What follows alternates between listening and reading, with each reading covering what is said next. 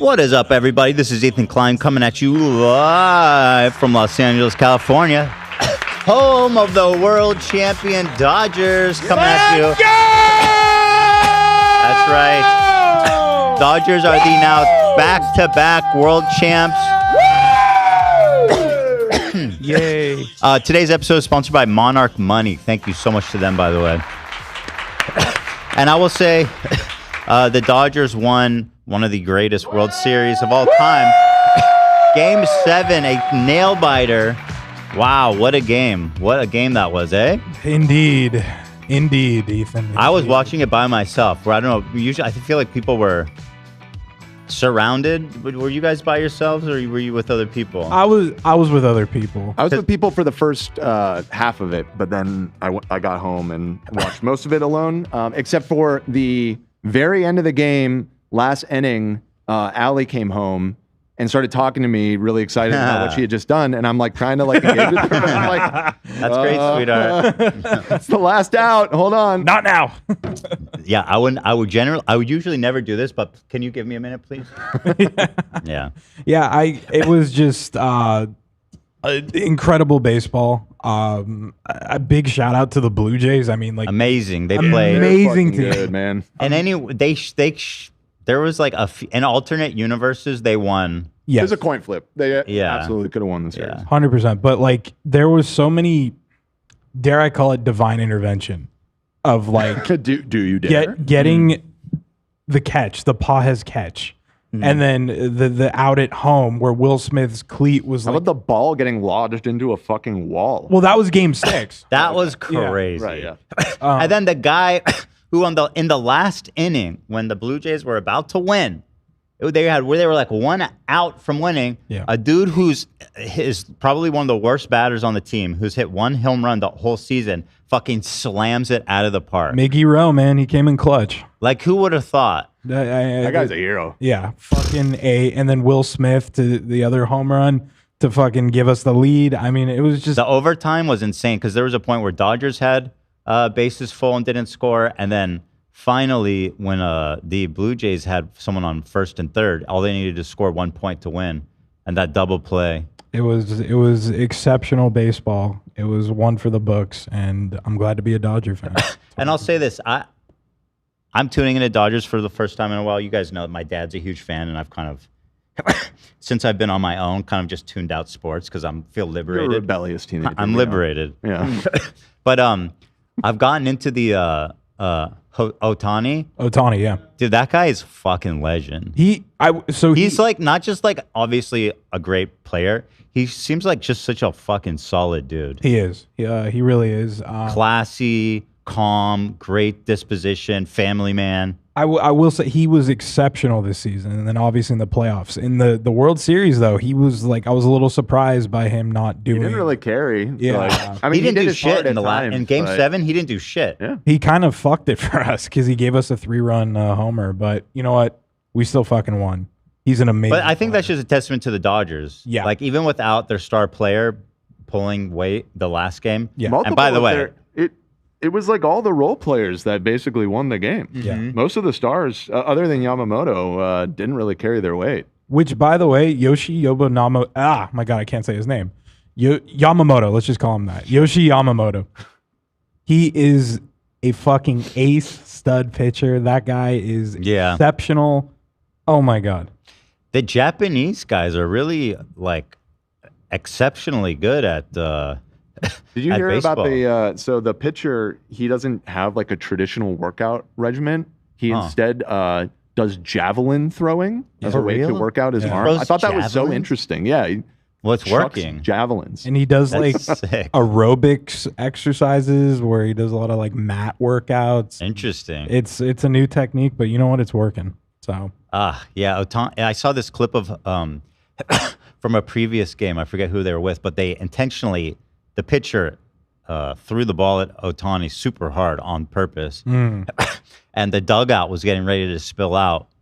and he was just calling him off. He was super calm. Oh, he I was know cool what as you're fuck talking about about. I it. remember that. That was during the Padres game. Yeah. Yeah, And they were he even went over to their dugout and yucked it up with them. I was like, damn, this guy's fucking sick. benches cleared the game before that, and even the managers got into it with each other. So he was just trying to keep the peace. But no, he's a fucking stud. He really is a stud.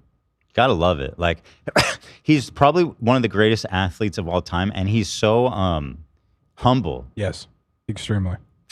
And I mean, they call it the greatest game of baseball, which was during the playoffs against Milwaukee. 10 strikeouts, 3 home runs. That's so fun. That is unhuman. How do you do that? The whole game is him. It's like the whole game is just him. He's an animal. He's a fucking monster. He's the man. I saw a clip of him back in the Japanese league. He hit a ball so hard it broke through the roof. Of the stadium. Oh, shit. And everyone was confused what happened. Yeah. No, he is. I'm glad he's Some on anime shit. It's for real. because he was on the Angels for 6 years.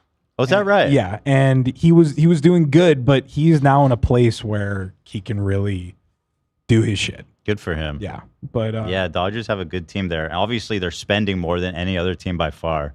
So there's that aspect. That definitely helps. But it's LA, baby.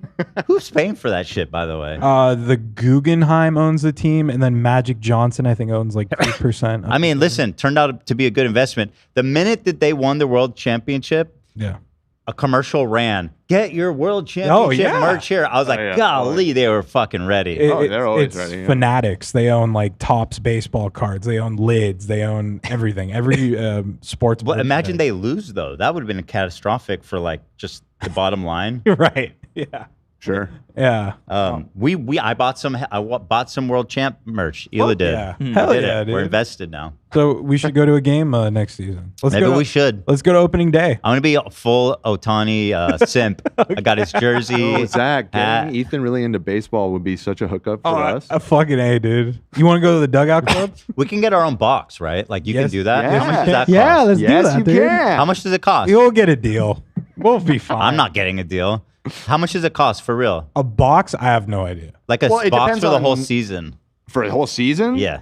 Probably more than you got, to be honest. You think so? I'm just curious. More than you're willing to spend, I'd I'm say sure. like 50 grand. No way. No. It's got to be way more than that. No, because I feel like if you get in like Oh, what? You find me the price. So If for it's 50 grand, For a whole season, it got to be hundreds. that's kind of I'm thinking. that's kind of a good deal. yeah. for one game, it's 1,000 to 10,000. So maybe because if for 50,000, And obviously, that's not going to include playoffs. Right, that doesn't include. That's going to playoffs. be regular season. but if we had our own box that we could all go to anytime we wanted, Oh my and my God. family could come, I mean that's fucking epic. That'd be should fucking do that. amazing, dude. yeah, you should totally do that. Lena, are you here? You know, Okay, you ready? A full year of Dodgers luxury suite costs approximately 10 to 20 million. Yeah, that's what I feel. What? That sounds more Wait, correct. that's luxury. But you said it's 1,000 per game. There's a lot 10 of- to 20 to million. there's 162 games in a season. No, but okay, but you're not And he said referring to the 10. 1,000 to, like, You're not talking to the 10, 5,000. 20 million guy, right? Yeah, there's still quite a gap there. So That's a lot per game still. Stadium club boxes. This one says 4,000 to 12,000 per game. A full probably season would be depends. Probably different approximately levels of 3 it. to 9 million. we'll do some research. Don't worry. Yeah, we'll figure this out. We'll It's get you not- it taken doesn't sound care like it's of. anywhere close to 50,000 guys. I'm thinking millions for sure. If it's millions, I'm sorry. You guys get your own tickets.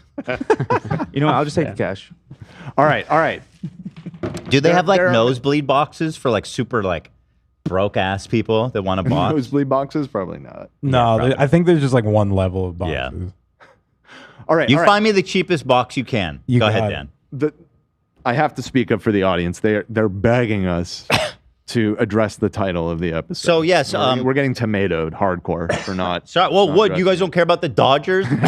Sorry, this is a big deal in LA. Also, real quick, and I'll shut up. But like, there were so many people talking shit in my DMs. Blue Jays fans, you're gonna lose. You're gonna Wait, choke. really? Yeah, so many fucking Oh, people. shit. And I was at Game 6. I was like, "Fuck, this ain't looking so good." Well, Gallia was kind of talking shit in the group chat, and I was like, "Don't count the Dodgers out because they're getting lots of hits. They just weren't scoring, but they Right. were very active on the hits." Right, but I mean, fucking, you can't count out LA, dude. But anyway, yes, it's true. Gallia corrects. I sent one emoji. No. That's She such was bullshit. talking Nah, about. don't hit me with You're one talking that emoji. smack a little bit. Yeah, it's come okay. on. There's nothing wrong with that. And by the way, what emoji was it, Galia? It's important. Yeah, it is important. Anyway, so I actually spoke with Madison from Cruel World Happy Mind. I was trying to be mature and reach out and talk to her about it instead of like, how's the word, escalating and making things more inflammatory, right? And we chatted. We've been chatting a little bit, and I said, hey, would you like to call in today because we're going to go over the live stream you did when you reviewed she basically, in response to some of the criticisms she was getting from me and others, she went live and reviewed her script and all the sources for it. So I was going to respond to that, and I asked if she would like to join me for that, and she to her great credit, said that she would. So she's going to be calling in, and we'll be reviewing that video together, and I'm going to be yeah. I'm trying to be. And by the way, I'm trying to be. Oh, here, Galia found it. All right. No, you're cutting. You said something, Galia. It wasn't just people walking. I said Dodgers getting lots of hits. Just need a good inning to bring them in. Galia, don't get too comfortable. Jesus. Well, this wasn't just like Game 7. It That's was almost a threat. It was throughout the whole It's World almost Series. a thought of a threat. But I will say this got Galia into baseball, so that's pretty cool. So That is cool. I mean, listen, if you're gonna get into baseball by anything, this is that's as good as She it was gets. repping her adopted homeland of Canada, and as were a lot of Canadians with Toronto. I get it. I totally get it. Yeah, apparently all of the viewership must have been pretty nuts because like all of Japan was interested, all of I Canada am was curious interested. what the ratings were. I It think was probably very high. this had- was the highest watched World Series since 2017. Is what the How many? How do you have? Did they say how many? Let me find out. Good for baseball. It beat the Super Bowl this year. Had more No viewership than Super Bowl. Oh, Yeah. that's actually huge. That's insane. The fuck? I went on Instagram right after they won, like 4 minutes after, and already had 600,000 like their Wow. winning announcement. 600K in 4 minutes. That's badass. Kind of crazy. But also the fucking Nike ad that they put out immediately after we won, that was pretty badass. Amazing. Yeah. They're ready to go. Yeah. But I'm happy for the Dodgers. I'm happy for baseball in general. They made some 25.5 million viewers on Fox, making it the most watched World Series game since 2017. That's fantastic. Yeah. That's great. I'm happy for baseball in general because I feel like there was a time when baseball popularity was waning hard, and then they changed the rules to make the game more Yeah, you have faster paced, which has been fantastic for the best watcher. change ever for sure. you have the pitch clock, but also is like as a Dodger fan, like we were in the World Series in 2017, 2018. We lost both times. Mm-hmm. So I was just prepared for that heartbreak again. But they won last year. We won last year, right? But something about them losing when they're in the World Series, it's hard. I feel bad for the Blue Jays. Yeah. That stadium was fucking crickets. yeah. When every it was time there rough. was a home run or the double play or any great play at Yeah. home plate, it was almost confusing because yeah, the TV was so quiet. yeah, I was like, did anyone see that? yeah. That there was. I saw on Instagram there was like a decibel meter of when Miggy Rowe hit that home run to tie. It was dead quiet, way dude. down.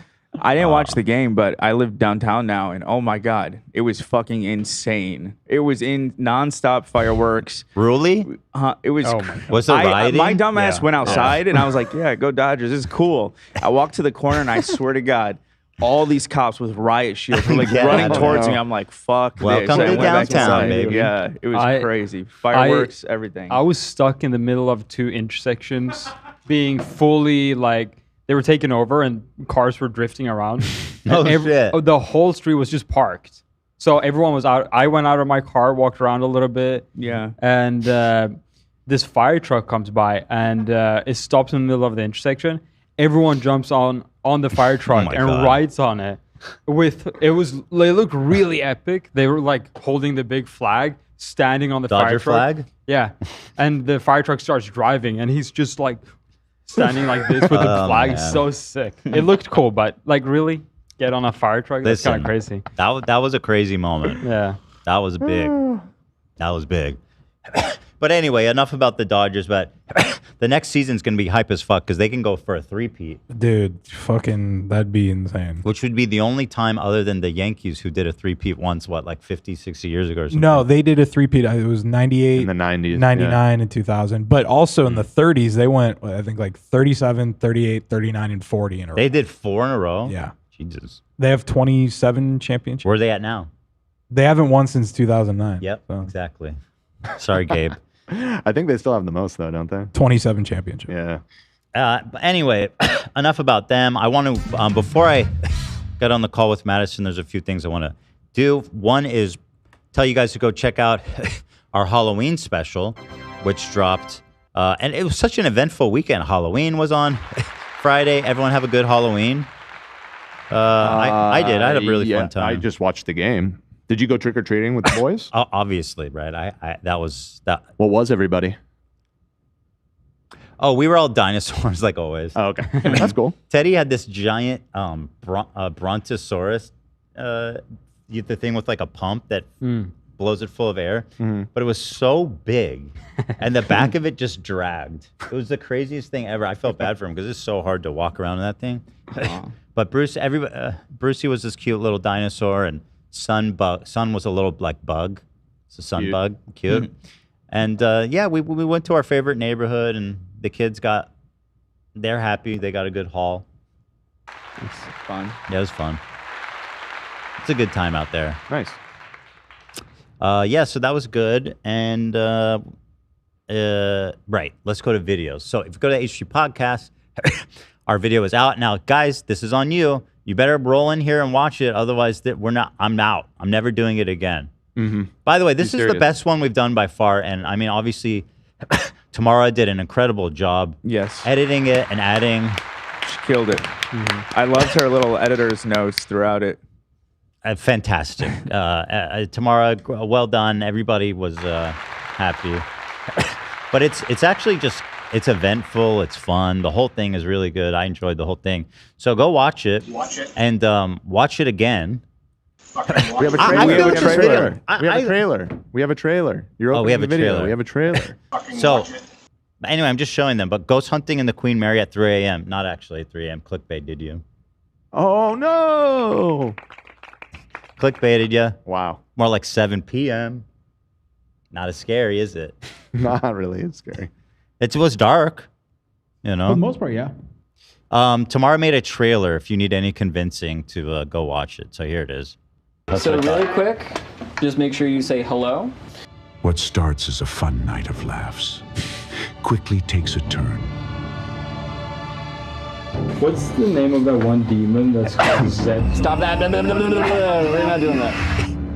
when one man calls out to a demon Zuzu, are you here? and gets a response.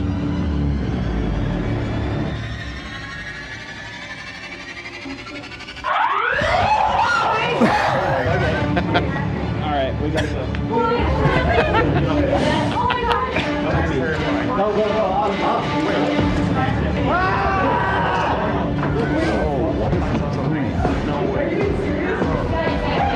Just be quiet. How hard is it? Zuzu's revenge. This shit was so funny. Zuzu. Love was I didn't know about Zuzu. But yeah? apparently I don't know what's the story, but Love knew about this, and our guide got freaked the fuck out when he mentioned Zuzu. Yeah. And it was so goddamn funny. Shout out to Zuzu. He came and visited me the other day. Oh, did he? Yeah. Is he chill in real yeah, life? he's sick. friendly? Yeah, he's a really good guy. Yo, what'd you guys do? Just playing video games. Yeah. Oh, that's okay. That's cool. Fuck yeah. It was honestly so fun. Everybody was super funny. Everybody had great moments. It was fantastic, and I hope you guys will go enjoy it. I feel like this video is it should have like 1 million views. You know what I mean? Like, why doesn't this have as many views as Shane's? It's funnier. It's better. We're better, more charismatic. You're not as popular as Shane Dawson. He's not that popular anymore. I gave my back for this video. I risked my back for this video. You're back? Yeah, when I threw myself down the stairs. Oh. You knew threw what you yourself were doing. down the stairs? I thought that you got stunned by the light and Well, when Zuzu accidentally got me, fell down the stairs. Zuzu got Huh, me. Yeah. Weird. Oh, okay. But yeah, go check it out. It's really a good one. So that's what we did. Yeah, we toured the Queen Mary which is supposed to be one of the most haunted places on earth. That was Shane's big video where they did like a touring the Queen Mary. So that's something I've been wanting to do for a long time. So we were finally like able to book the tour and to do it. And I also want to shout out our wonderful. So we had two tour guides. The first tour guide, Matthew, had this horrible tragedy happen during the tour where his dog passed away unexpectedly. So everybody was sending their kind wishes to Matthew. And after Matthew came Sam. Both did fantastic, but people were very wanting to send their best regards to Matthew and his dearly departed, beloved pet dog. So that was sad. Oh yeah, and then also before we do the call, one more thing. Ela's here, by the way. Hi guys, just joined. Yo. Oh, stop it. Whoa, is that a new Teddy Fresh vest? Is that new? Yes, it is. Oh, nice. Was that unreleased? It is out. It's out. And it's a deeply closeted vest. But Deeply it's closeted vest. Is Nice. it gay? So it's gay. Out. No. Is it a gay vest? You wanted to show some more Teddy Glow, which guys, that comes out this Friday. So look alive. Oh, I cannot wait. I cannot Here's wait. some of the lip gloss looks. I'm starting to like, you know how you feel before a test and like you can't sleep at Nervous, yeah. night. Yes, that's from the day that we shot the campaign. That is me on the top left, and then our 3 other models. And I cannot wait to also show. I think tomorrow we're going to post really cool look that we did on one of the models. Nice. You This know. is your cellar water, which apparently, for some reason, cellar water is good at erasing ink. I don't know how it works. Personally, I find the whole thing bizarre. I don't think it's bizarre at all. Well, why are you using cellar water? Or just Oh, wait. Yeah, I can attest to that now because I used some of that water to get off the blue Oh, did you? avatar paint the other day. You Yeah. use cellar water? Yeah, we had a bottle of it to help remove makeup. So Ela had this this really awesome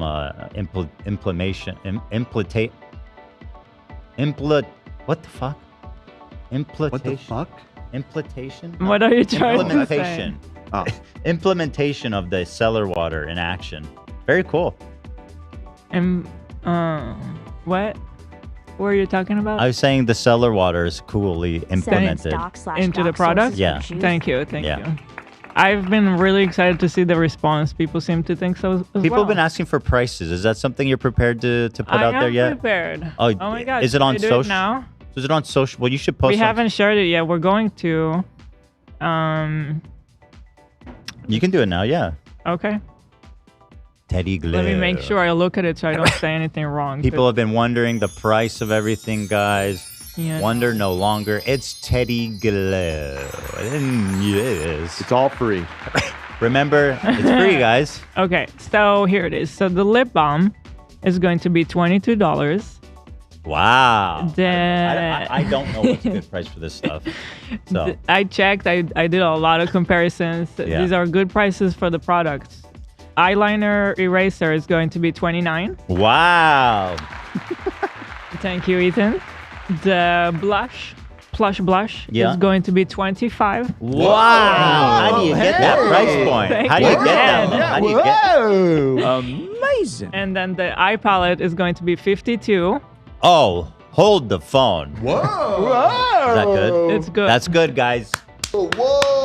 And then there is going to be a bundle option. where Bundle option, you guys. can get all the products All of them. in one click, One click. and Papa's in the house. Papa's in the house. Wow. And that one, instead of, if you were to add it all up, it would be $153. But That's a lot. instead, you can get it for $139. That's great. Thank I you think so a- much. I think a lot of people were going to be buying all 4 products anyway, so it's nice It's to get them. technically 5 because the blush has 2 shades. Whoa! Yo! So wait, so how does that work then? Do they get both blushes? Yes, But you get it because all. the 2 shades are universal. You Different could occasions. you could use both, yeah, I for see. different occasions, different looks. Chat says the price is very reasonable. Thank People seem to be you. happy about the price. I That is spent great a lot of price. time thinking about it and made a lot of comparisons, like checked, lots of different ranges of brands and what you get for it. And But you guys know that Thank you. Hila made it as insanely high quality as possible. It's made in Right. Italy. Yeah. You know what I mean? Those Italians, they know. Hey, Italians, I love the Italians. technically, your makeup. yes, it's my same approach that I have for Teddy Fresh. I try to reach for the best quality, but make it at an accessible price. Yeah. So I'm very excited, guys. Go to teddyglow.com and put your email in. You don't sound excited. You're just yawning. What'd you say? I'm a yawner. People, my whole life, people go, "Oh, you tired?" I'm just always yawn a lot. I don't know, for some reason. They say sleepy and horny. No. People say you yawn when you're anxious. Is that I feel like that's actually a thing. Oh, it totally kind of a is. thing. I'm not anxious, but I've been in my life. And, not to relate everything to cousin Tim and Dearborn, but every time Tim's around girls, he busts out one of these and he goes, "I'm fucking bored." But that's his just him line. being cool. Fucking Yeah. bored. Yeah, that's what cool guys do. Does it ever work? No, not yet. They go, "This guy's sick, bro." We're still waiting for the girl that yawns back. Look at this comment from our beat 'em ups. Thank you, sir. Good friend of the show. It's too affordable. Can we pay more? He's asking. No. Let's increase the price. Great Oh, question. Let's increase it. Go. I You just know watched your what? recent video about the Xbox Portable. He was wearing H3 merch in the video. Great guy. Oh, that's so sweet. Love that guy. Honestly, I would rather everybody think it's too affordable and buy it, And that would be a great problem for me. So when I was 13, Because you guys as know, you I talked about it a little bit. Sorry, Nate, to interrupt you. I'm very sorry. That was really With rude, makeups, the MOQs, minimum order quantity, are very high. So I've been having a lot of anxiety. Anxiety, I just yeah. want to make sure it goes well. For the top factories in Italy, they're very expensive, but they also have a really high minimum Yeah. quantity because And they don't to- want to deal with schlubs. If Also they're- because we're doing custom stuff, and for custom stuff, Right. there's high MOQs. Yeah. Mhm. So yeah. So buy, please. Thank you. Thank you, please. Habanero Sriracha. Thank you, sir. $50. Thank you so much. Mariners next year. We will get them. Next year. We'll Actually not. 'cause congrats it's- though. West it's, Coast, left coast, best coast. We're Let's definitely go. going for the Dodgers 3 year in a row. That'd be We were unbelievable. talking about getting a box for the whole season. What? Nate, Yeah. who suggested it was 50,000? I thought it was like 50 grand. So, and I was like, well, that sounds actually pretty. That sounds great for everybody. But then, so there's a little bit of a $50,000 for There's one a We've game. we've also There's heard discrepancy, yeah. ranges, there's a range because then It could be as low as 50,000. and then it might we should be probably 10 to just do 20 it. million. For I saw online for 10 games, 12 tickets, it's $50,000. Okay, let's see how 10 Teddy game. Glow I launch see, that goes, makes you sense. guys, and I might treat you. Nice. That'd be unbelievable. $50,000 for 10 games. So And there, 12 tickets. there is 4 different types of boxes. There's the Bank of America suite, Stadium Club box, Loge party boxes, and field. Which is the party- cheapest? probably the field party box. But this isn't really a box. Never mind. No. You What want do those cost? You want the B of A suite. You get 20 to 30 tickets. You get preferred park. That's insane. There's 20 to 30 seats in the box. Wait, but That's would That's going you- to cost me a fortune. Well, I mean, you offered. You're committed. Isn't there a cheaper option? You're than committed. that? I sent a Team link building. of the Team thing. building, Ethan. Hello. Team building? Team building activities. Yeah. Right. Oh, team yeah. building. I mean, okay, you want to spend $20 million? I mean, we'd have to Listen, I care about my employees. we Sorry, might have you to take out a don't. loan. You Let's do ta- what you have to do. Let's take out a massive loan to buy Dodgers. It sounds like, I mean, you could always sell it. You know? But would you? True. When would you do the show? We can do it from there. From there. Yeah, we I love become this Dodger idea. announcers. I think you're allowed to do that, right? Live love stream this this. idea. right, We'll live figure stream it the out. game. We'll figure out the legalities sure. of it. Yeah, it'll be fine. Anyway, we're having too much fun here. So that's what's going on in our neck of the woods. Let me thank our sponsor, and then we'll go ahead and get Madison of Cruel World Happy Mind on the line. So let's go ahead and thank our wonderful sponsors over at Monarch Go. Money. That's right, guys. let's start getting our financials in order. You know, it's so important. Do it now. Start putting money in that 401k. Start making investments in the S&P 500 in the stock market. And do it with the help of a organized, fantastic accountant who's very expensive, right? And but actually, you don't have to do that now. With technology, with AI, Right. Monarch Money can do all the work of a sophisticated CPA for you to help you budget, plan, and analyze your financial situation. For example, you automatically connect it to your bank account. You log in, you connect it, et cetera, et cetera. So it will automatically itemize all of your spending. And it knows, because it's AI powered, so it learns as it goes from millions of other people using it, how to categorize different purchases. So it's like pretty much 95% accurate. And it's colorful and beautiful for people like me that hate looking at Excels or lots of numbers and no color involved. Color. That's not in the copy, but I think that's a good I point. think it makes a big difference. Yeah, Dan, you connected this to your bank, and you were talking about how essentially you had used a previous one that required you to go through and correct a lot of the categories. Yeah, I mean, I over the years used several budgeting apps and tried different ones, and they all, supposedly auto sort all of your bank statements into the correct categories, and it sucks. It usually throws things in just the most random places. And when I connected this up, it asked me to verify a couple things that it was unclear on, but yeah, I would say 95% of my transactions, it was just done out of the gate. That's so great. And so when you start from there, you can see if you show the flow chart, one thing it can do for you is, can you open the flow chart, Dan? Every single time we do this, you ask me to, and every time you open the flow chart, Dan? This is a animation that I have no control over. Dan, can you go to the flow chart I'm part? not going to open up my So here's the flow bank chart. statement on the air. Remember, mark this to memory. So you start with your total income. Then you can see in all the different branches it breaks down. You can see where's all your money going. Yeah. Are you spending an ungodly amount on Uber Eats or Postmates or whatever? Are you spending a lot at the bars? You know what I mean? I mean, listen, we all get out there and have some fun and spend too much money sometimes. And I know part of your mind is telling you, I just don't want to know. Don't do that. Don't That's do that. one way. You but, gotta know. Plan You for your gotta know. future. You gotta know. The auto membership subscriptions That kind of big. thing that always gets me. I always have stuff that I forget to cancel. That's where it pays for itself. I don't know how to cancel. Oh, I clicked the button. Whoop. You may want to There's not buttons click on this. buttons Did you know on that? the microphone. Yes, they're called different polarities of the microphone. How's my polarity? Which one are you on right now? I put it back to the same one. The one in the Okay. middle. It's like a Okay. heart shape. Cardioid, yes. That's the one you want? Yes. Have you thought about doing a full circle? That wouldn't be good. You Wouldn't don't be want good. that. You don't want that. At any rate, you know what might be good? Because I No, feel no, like no. sometimes Please. it's too directional, and I think No, it would no. be No, this one. no, Just, please, just please. don't mess with it and talk Oh, into your God. Skipping it. Oh, Won't let me do God. that one. Good. That's where it pays for itself, Hila, is that because of the AI and it tracks everything, it knows the occurring subscriptions you're paying and it organizes them all so you can see everything. And like you were saying, there's always ones there that you forget about. Massive spending, massive costs that you end up eating, Sometimes I'm too scared to find out.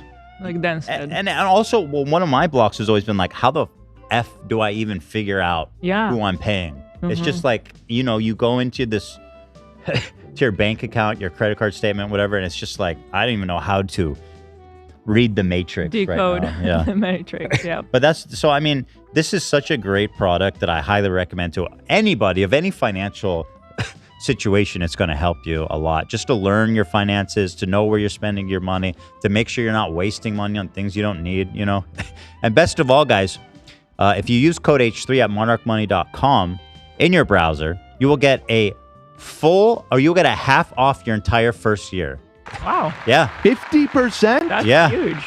Don't let financial opportunities slip through the cracks, guys. That's 50% off your first year at monarchmoney.com with code H3. Isn't that fantastic? That is absolutely Thank you so much to our wonderful sponsors over there at you so much. monarchmoney.com, code H3. And also, if I may let people know that we voted. You voted. And if you guys Nice. haven't done so, you can still do it today, right? Yeah. Until tomorrow. Tomorrow. You can vote. You can even vote tomorrow. Yeah. So You vote? Yeah, I voted like a month. What'd you I vote feel for? like a month or two ago. What'd you vote for? Excuse me. that That's don't put completely him on the private spot, information. Ethan. Yes or no, Dan? It was actually, the ballot was just yes or no. It's literally one ballot measure. I voted yes. I voted yes so fucking hard on that We shit. kept putting it off because I thought it would be like a long thing of like researching and stuff, and then I Right. realized it was just a It's yes just- or it's no. One, just one. This It's is a one special yes or election no. that was called. Yeah. Yeah. This is gruesome Newsom's attempt to. We're gerrymandering the, the fuck out of California. Yeah. In response to Texas attempting to do the same in. Yeah, it's Texas, bullshit. Which is terrible in both regards. I don't love that we're doing this. I don't think it's good for the country to gerrymander, but I understand Dude, having the need to. we got to. Yeah, no, obviously. They're I voted they- yes. I'm They're saying I playing voted dirty. yes. The fucking Supreme Court had the chance to outlaw gerrymandering, Yeah. which they fucking failed to do. Can you imagine what a win that would have been for actual real democracy? That would have been sick. I'm ready for this election to be over because there's these protesters over the freeway overpass that are there every fucking Every day, huh? and they cause traffic, more traffic than there needs to Wait, be. but they're on the That's overpass? They're on the overpass. There's How a are they causing bridge. traffic? Are they Because everyone stops and fucking honks and like they're People are stopping? They're stopping and honking and they're Why? voting yes on Prop 50. What are they protesting every They're day? just saying vote No, yes. they're just reminding you to Oh, vote. the vote, the But Prop 50 it's been people. going on for the last 4 fucking months, and there's in these inflatable suits, and I'm like, Oh my God. and I'm like, don't you have jobs? that's like, their what- job, I think. Like That might be someone's their job. paying Yeah, them, unironically. yeah, no, that's their job. but it causes so much more traffic. You really think that's caught? I mean, I guess. No, dude, People I'm in it. rubbernecking. I'm It's kind in of the it. same thing. He's in it. I'm I in have it. to say, Yeah. if you're causing traffic, you're not doing a good job for your cause. Because look at Zach; he's I'm all gonna worked up. I'm gonna vote fucking no. Exactly. Out of Exactly. fight Fight for them, those don't do fucking it, dude. people. No. Don't do Fuck it. them, dude. and they're in these like inflatable You're fucking gonna get suits. spite voters. I think it's gonna. It sounds like it's gonna pass big. Yeah, I think it. I don't think anybody doubts it's going to pass. It's so. I mean, it's just great. It's like, fuck you. If you guys want to play that dumbass game, which by the way, California has always been above board with districting. They've always had like their own laws that were super fair. And what is playing fair got us? Nothing. They cheat. They play dirty, and fucking the liberals, the lefties get screwed over. It's the same as always. Well, maybe not this time. Not this Yeah. time. Maybe not this. New boy. My gruesome Thank you for Newsom the 10 says gifted Gilf Gavin. Nice. he is a he's- gilf. He's a Wait, is he a grandpa? Gilf Gavin? He's a friend of the show. A DILF? Oh, Gilf Gavin. Gilf Gavin. Gilf Gavin. Thank you, Gavin. Thanks, Gav. Well, anyway, let's go ahead and get Okay, 1 second. Let me set up the Madison here. Discord call here. I've got here the, let's see.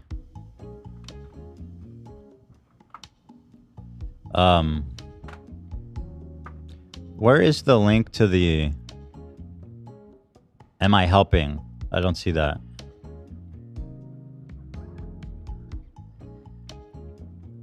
I was at the Teddy Fresh building and I heard you guys scream.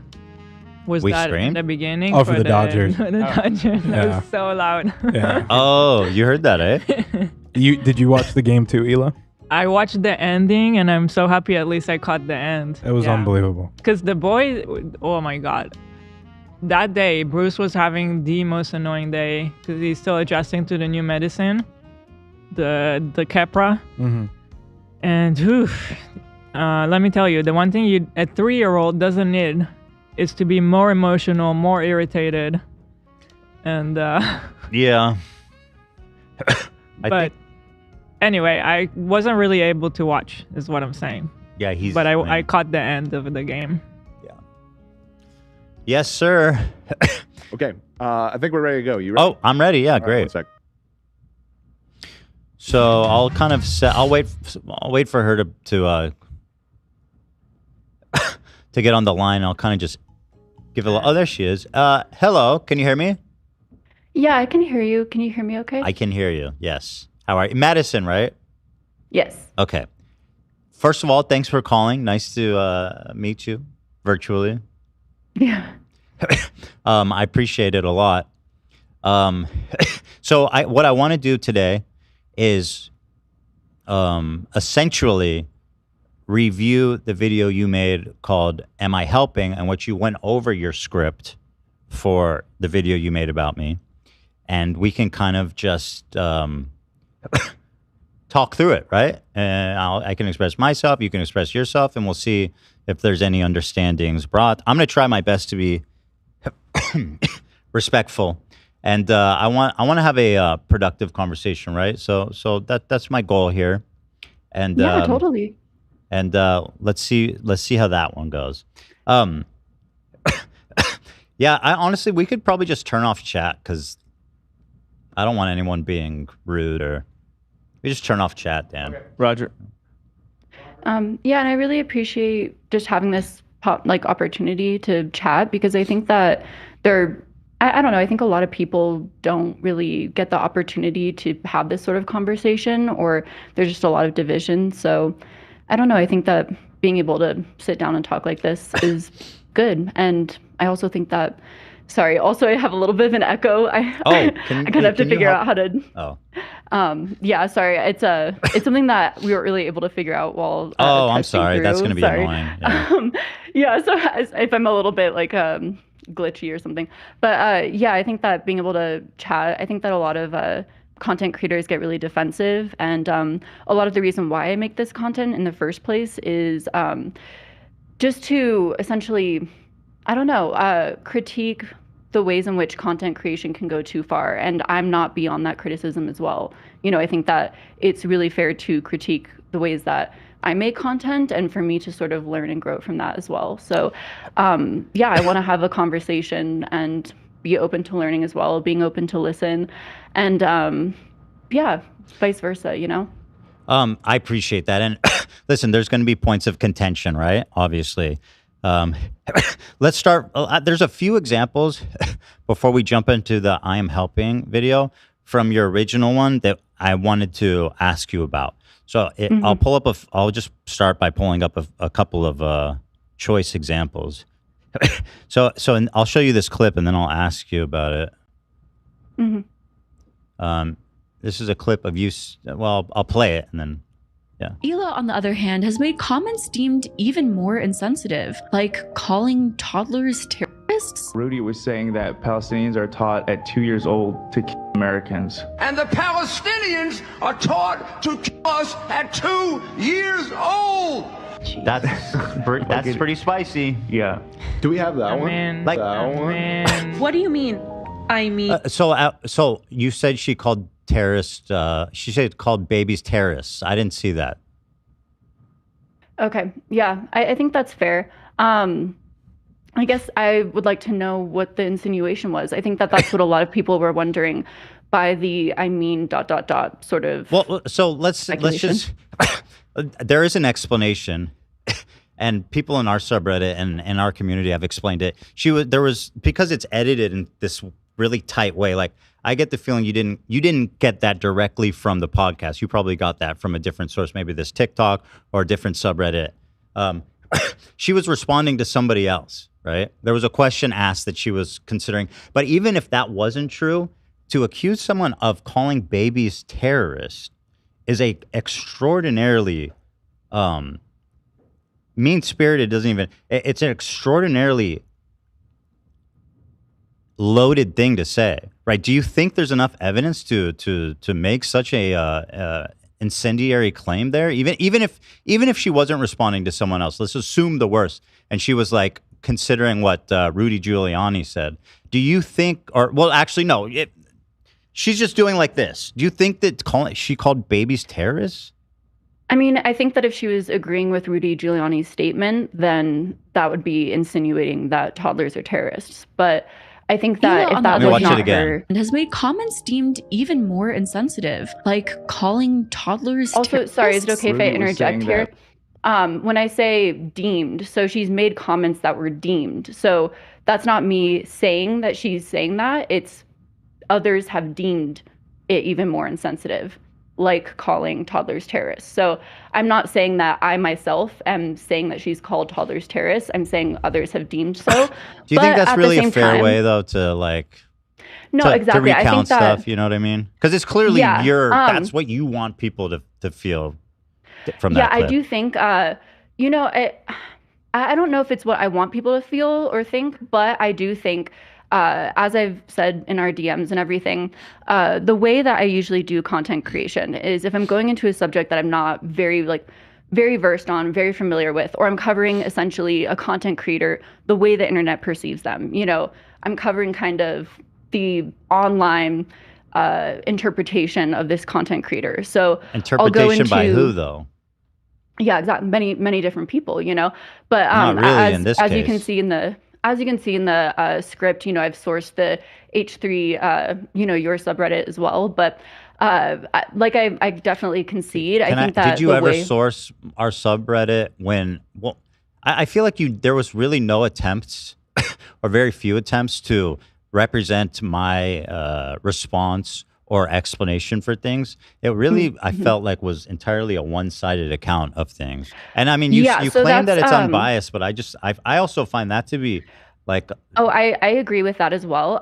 But it's a really dishonest way of framing it. So as far as going into future content creation, when I come across, so essentially there's a few different things that I'll do. So finding essentially deleted videos or clips online, there's a few different ways you can find clips. You know, if I find a clip and it seems like it's kind of cut oddly, I should look at multiple sources for clips. I 100% agree with that. So it's like, okay, go directly from the source, you know, always, I think is, you know, going to be essentially my rule of thumb, you know, coming out of this situation. You know, especially even in this, I can relate to feeling at times like, you know, even on, you know, your subreddit, I felt like sometimes the clips from my streams are, you know, have been kind of chopped up. And I think that that's been a big lesson to me as well, of I can relate to you in that. I can relate to other content creators and feel like, okay, I need to always look at what I'm viewing and go to the full original source whenever possible, 100% of the time. I entirely agree with that. Right. And I just think, well, what you're saying is like good and mature and correct. And I think that's a great way to conduct yourself going forward. I also think that like, if you're accusing someone of calling babies terrorists, that like this work should have already been done. That's like an incredible thing to say about somebody. Again, I did not accuse someone of calling babies terrorists. I said, you know, let me watch it again. And has made comments deemed even more insensitive. Like again, deemed by others, but like I say, you know, I should go to the source originally, and then you know, moving forward, and then you know, show on screen the original post of, you know, this is what people have said. You know, make I have it the more link to the clear original. as possible. Let's just saying that Palestinians are taught at 2 years old to kill Americans. That's pretty spicy. Yeah. Do we have that one? Like Kamala, under the other one. I could add it. He says that. Both of his clips he says are about, that in he this said that rally? at the rally. Oh, that's epic. So I mean, yeah, okay.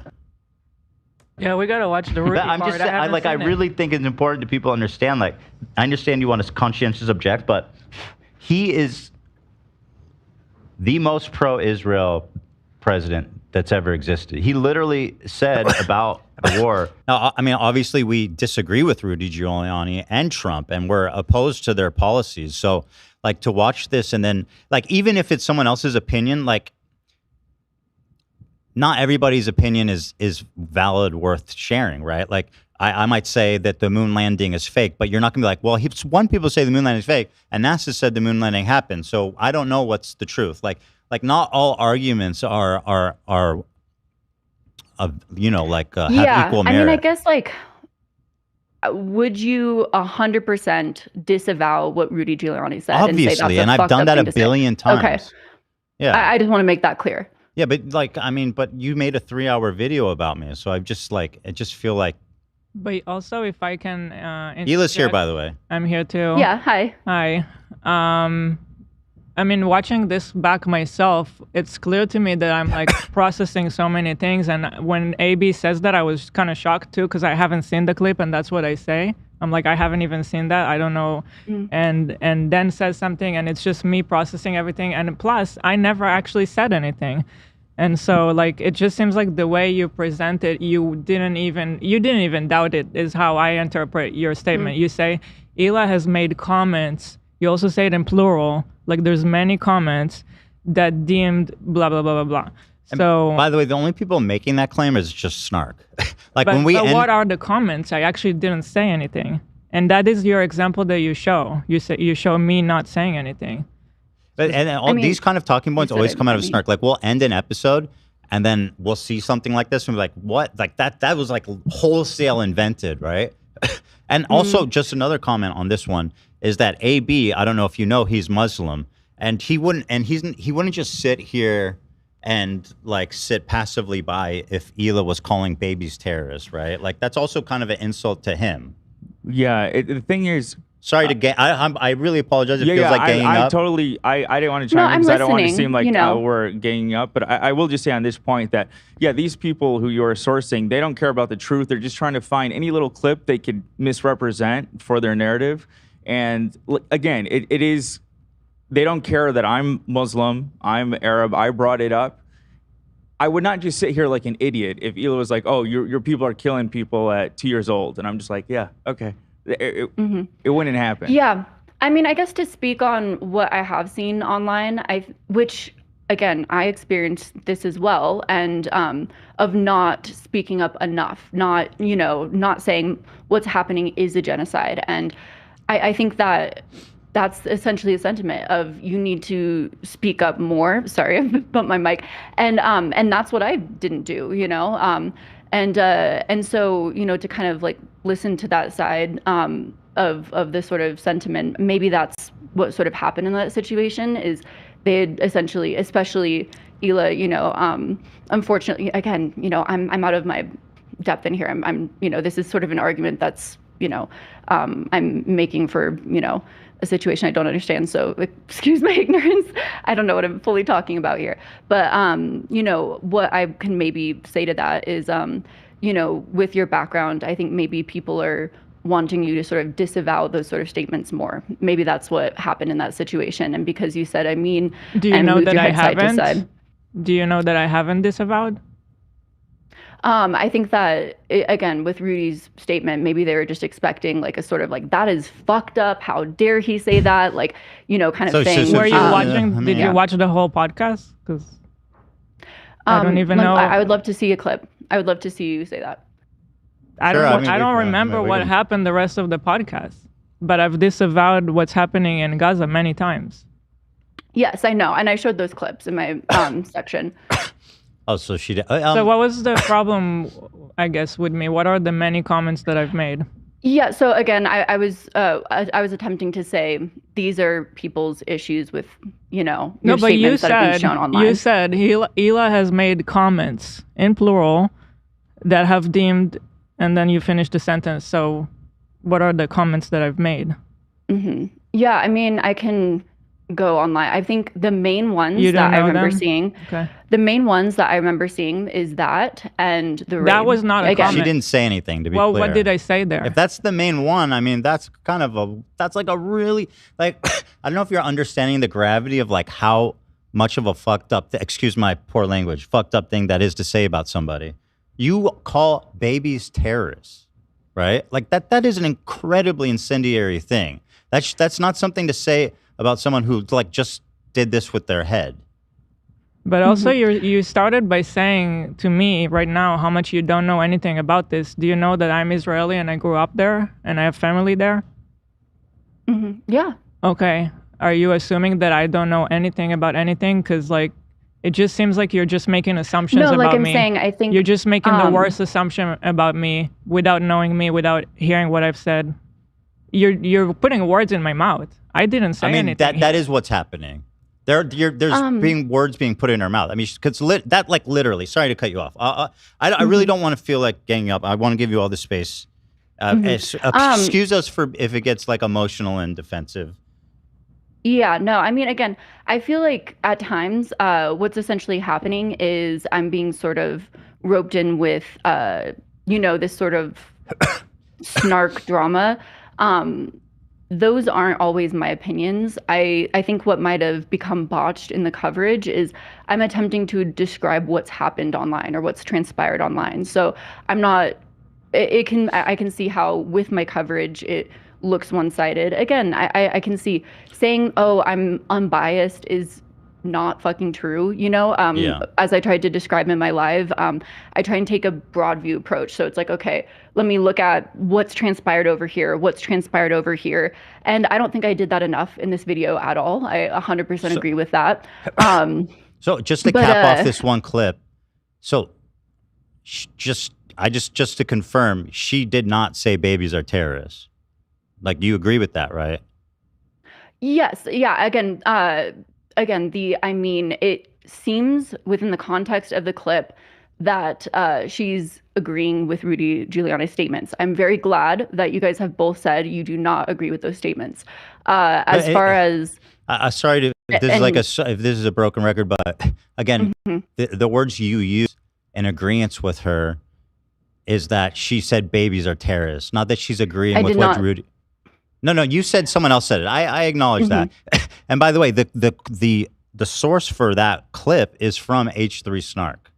And again, you can source Snark, but I do think it's important to point out that when that is as I said, I do agree with those sentiments of moving forward. I have to find other clip sources and, watch the full thing in context and always be sure I'm doing that. Again, usually when I cover someone, it's like, okay, what are their criticisms of them? What are online commentary? What are their support pages? What are things directly from their sources? I try and look at, again, all these different sort of, threads and then pull them together in a video. I think, again, after this experience, I 100% agree that if I'm finding a source and it's a clip from one thing, I need to find the full source. I need to verify. I think that's a responsible, creator ethics thing to do. So I agree with that. So again, sorry to labor a point I've already been over, but just again, Hila did not say that babies are terrorists. Despite what other people said online on Snark or TikTok or whatever, like, that's just a fact. She did not say that, right? She did not say babies are terrorists. Yeah, I think it was an online worry of many people, from what I've read, and so but she didn't say that, right? Just to be clear. No, she said I mean and nodded her head. And again, I guess moving forward, again, it's I'll have to practice discernment with each situation, but especially with a very sensitive situation like this,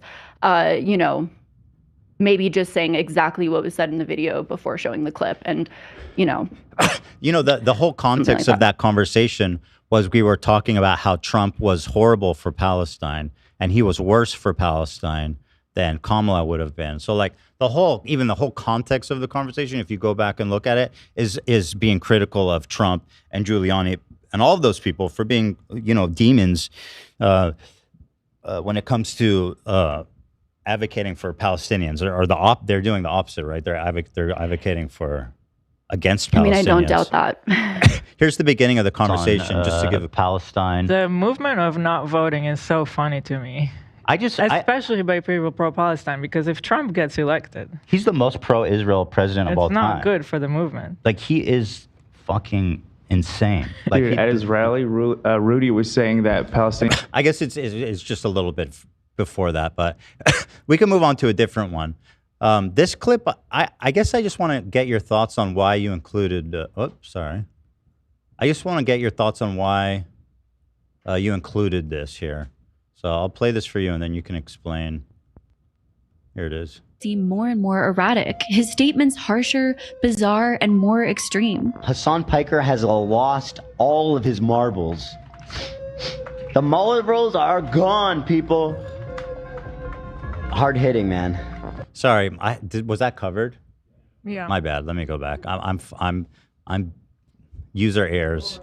Boomer alert, sorry. Seem more and more erratic. His statements harsher, bizarre, and more extreme. Hassan Piker has lost all of his marbles. Oh my God, I did it again. The Mueller rolls are gone, people. Hard hitting, man. So what are you trying to show there? Yeah, I mean, I think you're talking about one creator, losing their marbles, and I think at the same time, there's been same clips sort of spread of people making the same insinuations about you. What is it you're showing though? You're zooming in on something. Marbles. I actually don't know what it is. It looks like a the tattoo. I think I've gone, seen. People. So why did you zoom in on that? I'm not gonna. I work with a team of people, but I'm not going to,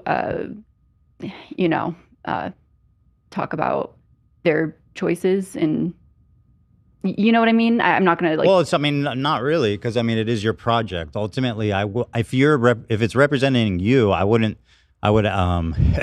I would certainly not want my other collaborators having hidden opinions in there that I didn't approve of, right? Like, that doesn't make any sense. Yeah, I mean, I'm trying to think of the best way to navigate that, to be honest. Mm-hmm. I work with researchers, I work with editors, and I really So you included do this clip. You don't know what it means. There's certain. Okay, sorry. I'm trying to think again. I'm trying to think of the best way to navigate this. Sure. Supporting, Yeah, and team take your members time. that I don't work want you to feel pressured. Take whatever time you need to consider it. Yeah. If I'm talking sorry. over you too much or being too pushy, just tell me to, and I'll back off. Like that. Really, I'm sorry. I'm getting It's like okay. that's just kind of how I talk, and sometimes it's not great. I appreciate that. Yeah. So I think that at the end of the day, to be just as respectful as possible, I don't want to discuss decisions that my team members made, because that's really not. Sorry. Also, my team member is calling me right now. I work with a team member who I work with a few different team members that I've worked with for literally since I was 2 months postpartum and losing my mind a little bit. With a baby. My husband has been out of the Army for a few years now, but he was in the field for a month when I was about 2 months postpartum, and that was usually the point when I was like, okay, I don't know if I can really be a military wife, Mm-hmm. and yeah, that was actually the time when 2 of my team members found me, and an editor and a researcher. And, we've been working together for a long time. And I think that ultimately, as a content creator, all of that falls on me, all of the decision-making process, all of the researching process. So yeah, there's some things in there that are mistakes that I didn't do, like there's some things in there that were research links and things that I didn't provide. But at the same time, I verified all of it. I'm the one that posted it. So it all falls on me, if that makes sense. And also, as part of the growing process, it's my job to sort of be like, okay, how can we grow from this? How can I expand the sort of, project and everything? Kind of similar as you've done over the years, with your team. Sure, yeah, you want to build teams. And obviously, you can't get stuck doing everything yourself. Otherwise, you can't grow. But just I do think that this has been a really sorry. Also, I interrupted you. That's okay. But go ahead. I do think that this has been a good lesson for me to kind of scale back a little bit and really focus on, because I think that really focus on the research coming from me for a little bit, just a few projects at least, to really be like, okay, with all these lessons in mind, how do I move forward and kind of do those things and get used to that. And listen, we all learn. We all have learning experiences. I just wish it wasn't at the cost of my life. Right.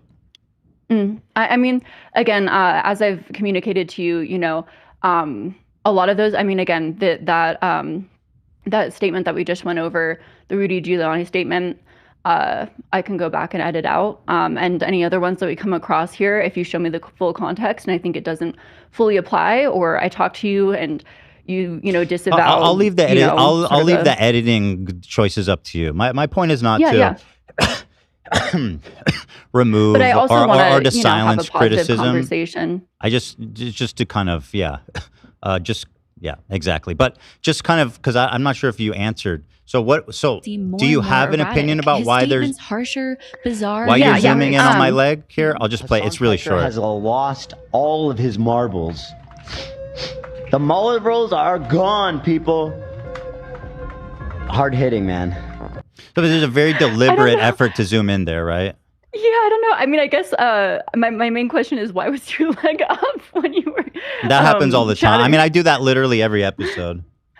Okay. But, It's just more comfortable. so my leg being up is implying something? I mean, is it the most professional? I don't know. Is that why you included it when you're talking about... I guess have I also, claimed to be the most professional? Is that a tattoo? It is a tattoo, yes. Okay, yeah. But it seems, if I can make an assumption, the insinuation here clearly seems to be that I'm on drugs of some kind. I think they're trying to imply that I'm on meth or something like that. And the edit. I don't know if that would be the proper insinuation, because to be honest, my team members know that I have a family member who's a meth addict, who's very close to me. So right, so then what is it? I just genuinely don't know what it means. I'm getting more and more erratic. People in Snark and in that world calling me, saying that I'm on drugs, which is, again, a really fucked up thing, and excuse my language, to say about a dad of 3. Someone who has Tourette's, someone who has anxiety disorders, someone who deals with all this stuff in the public eye, to insinuate that I'm ever on drugs or that I'm somehow acting... Extreme. Hassan Piker has you say I'm acting more extreme, and then you show a close-up. Of me gone, people. And it almost looks like someone's trying to say that it's like a scar, like a scratch wound, and I'm just manically kind of grabbing my leg like I'm on some kind of drug. Like, that seems to be the obvious insinuation to me. I mean, that can certainly be your opinion on that. Well, what is it? I mean, if you don't know, then who does? I mean, so the reason why I clipped that is, to be also, again, I do think, and I'm certainly not devoid of hypocrisy. I think that there's a certain, which we'll probably get into. I think that I can certainly, deploy hypocrisy, and that's happened a few times. And I think that anytime that happens, it's within anyone's right to check me on that, for me to reevaluate and, learn from that. But I think that it was hypocritical. It'd just be wrong and kind of mean-spirited. Well, no, I was kind of saying, as far as, you're sort of saying like, oh, someone's lost all of, Hassan's lost all of his marbles, kind of casually saying that, but you're very hurt when other people say the same thing. So this is showing me losing my marbles? That's showing that you're saying other people are losing their marbles. While zooming in on my leg. Also, again, that wasn't my particular editing choice, but I'm just enough. trying to say, I just find it interesting that there's like edits in here that you don't somehow even know why they're there or what they mean. I do find that, and again, this is like, I feel like you don't treat these videos with the gravity they deserve. Like, once again, you're talking about my life. I agree. And you are making extraordinary claims about me and my family, right? Like damaging, hurtful, like career, reputational, and just personally, like, very hurtful and horrible things that should never be said without an extraordinarily serious, I am a person, right? Like, at the end of the day, I'm not just like some fucking drug addict with his foot up on the desk that you can just say anything you want about. Like, it's just I am a person here, right? Like, and all these people that you sourced, all these snarkers and stuff, I mean, like, I don't think even you can tell me with a straight face that these people are not obsessed and attempting to destroy my life and everyone's around me life with whatever means they have. Mm-hmm. And it even means lying outright. I mean, I don't deny that there aren't people that do that on the internet. I've had people go into my aunt's page, which I'm upset at my aunt right now because I have a policy of not posting my child online, and I have had family members who just ignore that. I don't know if this has ever happened to you, where you're not even in the room and someone's babysitting your child, and then they take a photo and that ends up on like their Facebook page or something, and people currently are posting that. Yeah, that's horrible. I would hate for that. And so. I completely agree. Some of that, I think, it's my opinion. I think that unfortunately comes with our job. And I think that's why a lot of times being a content creator is not mentally healthy. It's not the best, you know, like that is just genuinely my opinion. Like being a content creator is not a good career for your mental health. If you want like the best mental health, maybe don't become a content creator. Right, you know, like, especially one that people make careers lying about.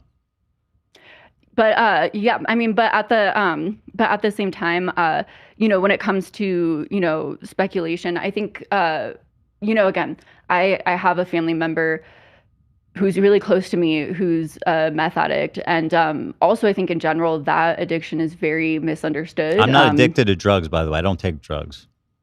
Yeah, no. Just for the record, because I mean, like, and I empathize with you, right? I mean, addiction is horrible and damaging, but I do not. I'm not on drugs. Yeah. What I was gonna say is that he's literally the most functional person in the world. I mean, you know, you wouldn't. Most people. Right, but I don't take drugs. Just for the record. Yes, no, I'm not saying that. I'm saying like, you know, you know, I think it's again something that I've talked about a lot in therapy because. I did smoke crack one time. I did. I don't know if you knew that in your research. That is true. I do now. Yeah, because I get quick to be corrected on that one. I did smoke crack once. Okay, but yeah, no, I think like you know, a lot of addiction people have trouble empathizing with it because they see, you know, essentially people at their worst states or these, you know, very exaggerated things online, and they think that you know is across the board all addiction, and I think that's why a lot of addicts, again, not Ethan Klein, who's not an addict, but addicts, and you know, because you know you don't. I guess I don't understand the point of the conversation if I don't do drugs, right? Yeah, I'm just kind of saying. So what I'm trying to say is that you know, most addicts literally do not look like addicts. They and that is also why they struggle to get help. Well, that's interesting, you know, because they're saying I look like an addict in that clip, but I'm not. Exactly. So that's why, you know, I think that again, what I'm trying to show when I do a lot of this content is the online concern, and I should try to essentially very heavily disassociate that from my own opinion or figure out how to, you know, because essentially I'm trying to show like this is what's being posted online about a person, and this is the escalating concern, or this is the escalating, you know, posts about someone, you know, essentially that. I feel like based on the story you're sharing with me, that if anything, you would want to distance yourself from flippant accusations of drug abuse, right? And by the way, Anissa, who you said never provokes me. I mean, she was during my debate with Hassan tweeting that I'm on drugs, and she knows me in real life. So I mean, that's pretty insidious. But it just seems to me that you would want to separate yourself from these flippant, kind of thoughtless, irresponsible accusations of being on drugs. When you know, especially when you're talking about someone with like a Tourette's syndrome and other neurological stuff going on, right, that would cause me to be antsy and stuff like that. It just feels, again, kind of really messed up thing to say. And as a parent of three, too. Sorry to cut you off. Yeah. I think as a parent of three who's had CPS visit my house, by the way, putting out there that I'm on meth or doing drugs is an extraordinarily cruel thing to accuse a parent of in that situation. I mean, yeah, I definitely agree with that. I think that, again, as far as, and I think that this is referencing the big post of concerns for Ethan's mental health on the Snark page, if that's what you're referencing, where it kind of discusses that. I think what I was trying to say with that is that essentially it did seem to me, as someone who is, you know, reading through a lot of this, that there were people that were genuinely concerned for you. Because sometimes, you know, when I'm going through these online, for example, bringing up one, you know, like person that I did research on is Brittany Dawn, you know, who I did a video on. And when I would find different, you know, kind of, you know, posts about her, like online opinion pieces, a lot of them were just all hate, you know, like really, really intense. And I'm not saying that, you know, you haven't had a lot of those posts. When you found people expressing concern for me, were they in my community? No. Like I said, No. it was this master post that It was talked about. in a community dedicated to snarking on me. They were the ones expressing concern, not my actual fans that care about me. That sounds like concern trolling. Yeah, I mean, Don't you think know. my real fans would be concerned if they thought I was on drugs? I guess that's up to the individual person, because I think that I wonder if someone became concerned, would they get pushed out of your community? Would that happen? I don't know. I mean, no, I don't think so. I don't believe so. I mean, there are people who get banned are people that are just being like inflammatory and mean spirited, and a lot of the kinds of people. Well, anyway, listen, let's move on to another topic. I feel like we've kind of discussed that one through. This one really struck me, and I'll play it, and then you can respond to it. Here is this clip here. This one felt like very it kind of blew me away, frankly, just to be totally honest. Implying that Ethan and Hila are pedophiles because Ethan made jokes about pedophiles and Hila has a hoodie with Care Bears is so gross. Which I hopefully did not fully imply that, because, no. Even in a hit piece like this, have you no shame? Do you not care about the impact your words on people's life? I can't believe anyone can stoop to such lows.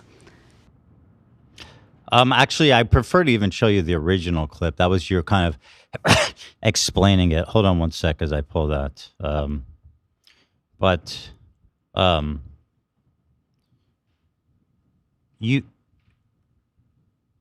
Sorry, I'm trying to pull the original clip so we can watch that. That would be more instructive, I think.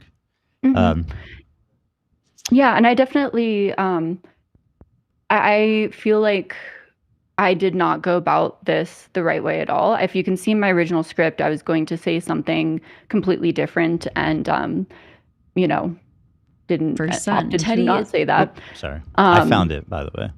Mm-hmm. So yeah, I did write something down specifically for this because I'm very worried about not saying, I don't know, misspeaking. Mm-hmm. Because I feel bad about I don't know, shitting on someone's clothing brand in the wrong way. But you can shit on my clothing brand. I don't like being insinuated that I'm a pedophile or that I think babies are terrorists. Or in that way. That's like a whole different league of insult, right? But anyway, let's watch this part, because this part really kind of rattled me a bit. What could happen at any moment? Hila decided to call the brand Teddy Fresh because Ethan and Hila loved the name Theodore or Teddy. Theodore happens to be the name of their first son. Teddy is the nickname they have for each other. Following the launch of Teddy Fresh's first collection in October of 2017, the brand almost immediately saw massive success. Much of its apparel would sell out shortly after dropping, and the line reflects Hila's own personal style. While in the past I would certainly commend Hila for having a very creative style, often some of the outfit ensembles that Hila chooses feels very childlike, with also Teddy Fresh having a little teddy bear as a logo. I don't know. Maybe it's interesting. So can you explain to me what's interesting about... By the way, what's interesting about that? Yeah, so essentially what I was trying to say, which I kind of wrote it down as to make sure that I don't know, because I feel like I didn't go about that the right way and how I should have described it in depth. Again, I kind of had something different that I was going to say in my script. What was it? Do you want to say it? What it is you meant to say? Or you don't have to. I don't know. Yeah. No, because again, I edited it out and didn't say it because I didn't think I should. Mm-hmm. Okay. But so I essentially, sorry, I can also hear my self echoing, but I can see how my statement could be, taking things too far in online commentary, especially if you do feel like a propensity of online snarkers who are sort of, taking things to the extreme and, calling you pedophiles and, kind of, going after your family. Do you think that it's a stretch to watch that and say, like, to assume you're saying something about us being pedophiles or groomers or something? So let me explain sort of the context of what I was meaning to say. And so I think that so essentially, looking into the research, Ela spoke about sort of the inspiration of the clothing company being inspired by a lack of sort of colorful clothing for adults on the market, and there being and inspired off of kind of the children's clothing that was colorful and sort of fun and playful. Again, I have plushies in that offer me comfort in my Right, that video doesn't make set. you a pedophile, I love, obviously, right? Yeah, I love and I think anyone who likes the same should go for it. Find things that bring them joy and make them happy. And that's why I said in the past I would commend Ela for her innovative style, for the way that she But brought now it's forward pedophilia. an innovative thing. The thing that sort of that I said sort of, and the word that I said is sort of I felt like kind of undermined that wholesomeness of the brand, was seeing your past Reddit accounts, seeing the sort of jokes that you would continually make about pedophilia, seeing all of that, and your closeness with the brand. I was kind of like essentially that association. Do I make a lot of jokes about sort of pedophilia? I mean, I acknowledge I had that old account that's like 15 years old and stuff. But do I make jokes about pedophilia? I don't think so. That's not like a frequent topic. I mean, I talk about Michael Jackson. That's true. Michael Jackson, I make Michael Jackson jokes. How are the two related? Because you're saying in the past you would commend my stuff, but what's changed? I didn't understand what's changed. And then you show pictures of me that don't show me dressed childlike either. So I can actually show, like, by the point. Do you think this is childlike, this outfit? I did have more examples in the script itself, in my opinion. I'm just looking at the video. I'm just And then this one actually, on page 8. This one I can't say that I understand at all. What's the problem with the silver dress? What? I think that it was just seen as funny. But you funny? Like to make fun of me? Just because I'm ugly? Like what kind of funny? You should look at the comments on Snark where this is found from and see like the kind of jokes that you're tapping into. Right? Yeah. I will. But yeah, no, I mean, back to the point, again, it's, essentially taking something. I mean, again, a lot of people have things that are sort of inspired off of, children's aspects that bring them joy. I think right now a good example is like all the surprise boxes, that are sort of, yeah, they're not all pedophiles. The Labubu's in the back of Dan's set. But I think that no, but I think that again, like I said, it's as I was researching for this video and seeing just like some of Ethan's past content, it was like, okay, Ethan's very involved in Teddy Fresh and often, promotes the brand. And so, again, like I said, it just sort of... You're talking specifically about comments made 15 years ago, right? You just said this picture is funny. Like, I'm wondering what was funny. Can you... You didn't say in this video that the problem became Ethan's Reddit account. That's not what was said here. You said you have problem with how I dress. Again, I should have you just said now that this is funny. More in depth. Is it just making fun of the dress she's wearing? I think that the photo was added in because it was seen as funny. And what the do person you that think? edited it. I'm asking you, what do you think? But you're asking do you what think I this think? picture? Yeah, what's funny what about I'm it? wearing is funny? Do you think I'm dressed like a pedophile? I don't understand. What is your point?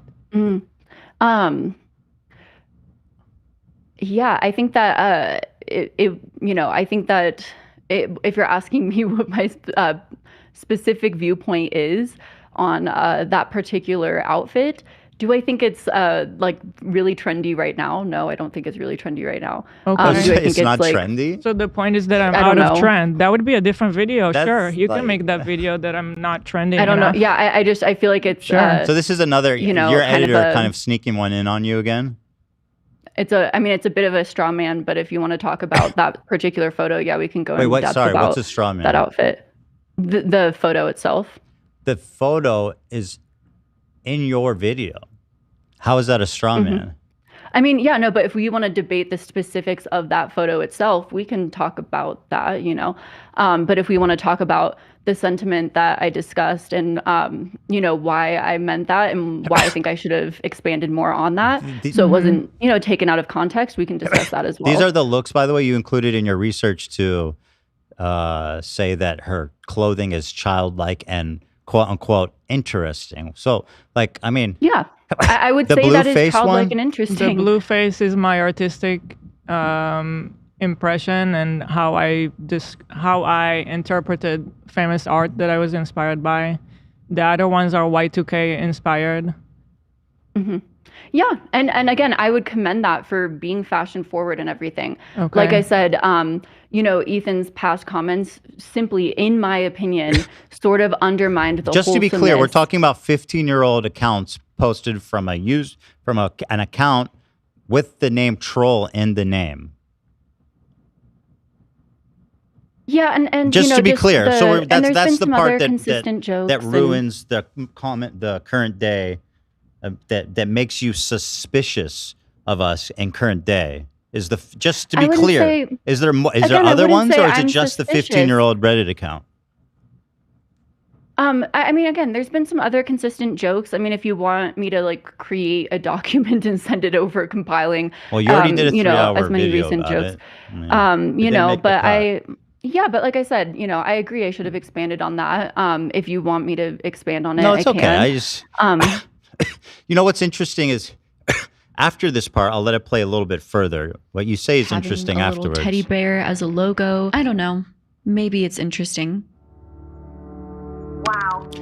Oh, I noticed you cut out the part where you said it reminds you of when you used to get groomed in high school.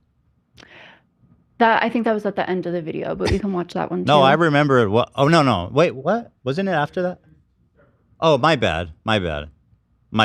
It sounds like I've got that wrong. So wait, where's that one? Oh, you have it.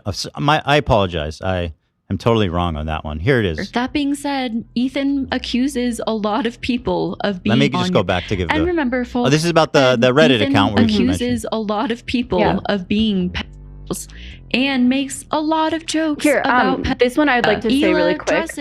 I don't think I should have included Hila's clothing in this. I think that was total. You know, I think I should have just focused on, you know, your commentary. I agree on that one. Okay, well, it's in the video. I'll just play it. But Yeah. I'm glad. No, that I you're... do want to say thank you because this has been ongoing for so long, and people come after this small business. I employ good people here in LA. This is just a small business. I mean, there's people in her employees' Instagram saying, "Why do you work for a pedophile?" Yeah. and stuff like that. I mean, that's this is bananas, heavy right? and very serious. Yeah, I mean, not something to just play around with. This stuff has like affected our lives a lot. Sorry to cut you off, Hila. No, it's fine. I apologize. Go ahead. It's fine. Yeah, I mean, for my own, you know, personal context too, though. I mean, again, talk about adding bias and everything. You know, not just in terms of, you know, that sort of lighthearted joke that I was talking, not lighthearted joke, but I was talking about, you know, I would growing up being like friends with you know, different men, and they would sort of make sexual jokes, and then you know, eventually I realized they weren't jokes at all. I also was that would insinuate I want to fuck kids.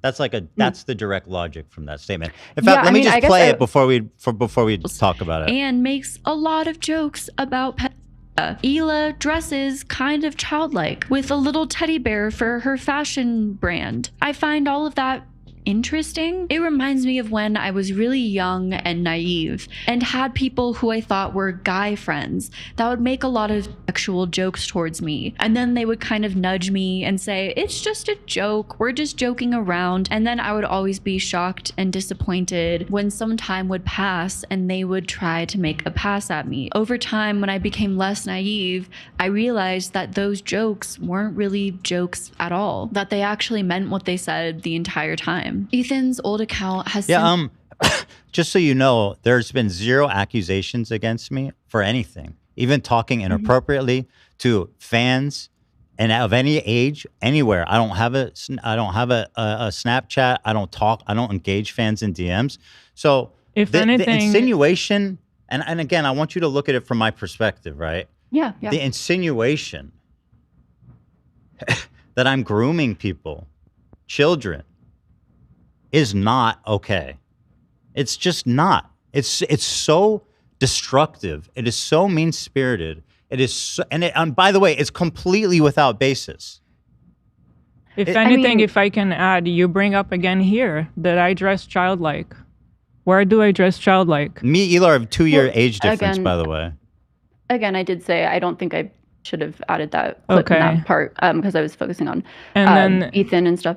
And I think the other thing, if I can also add, is that you say that basically like you've had your own experience. And I have too. So, I have too. And Ethan knows stuff, and we are both very sensitive to this stuff, and that's why we always speak up for victims. We're always on the side of victims. We always put other creators that have done bad stuff on blast. We don't let anybody like push their stuff under the rug. When things come up, we talk about it. So I don't understand, why would you want to come after somebody like that?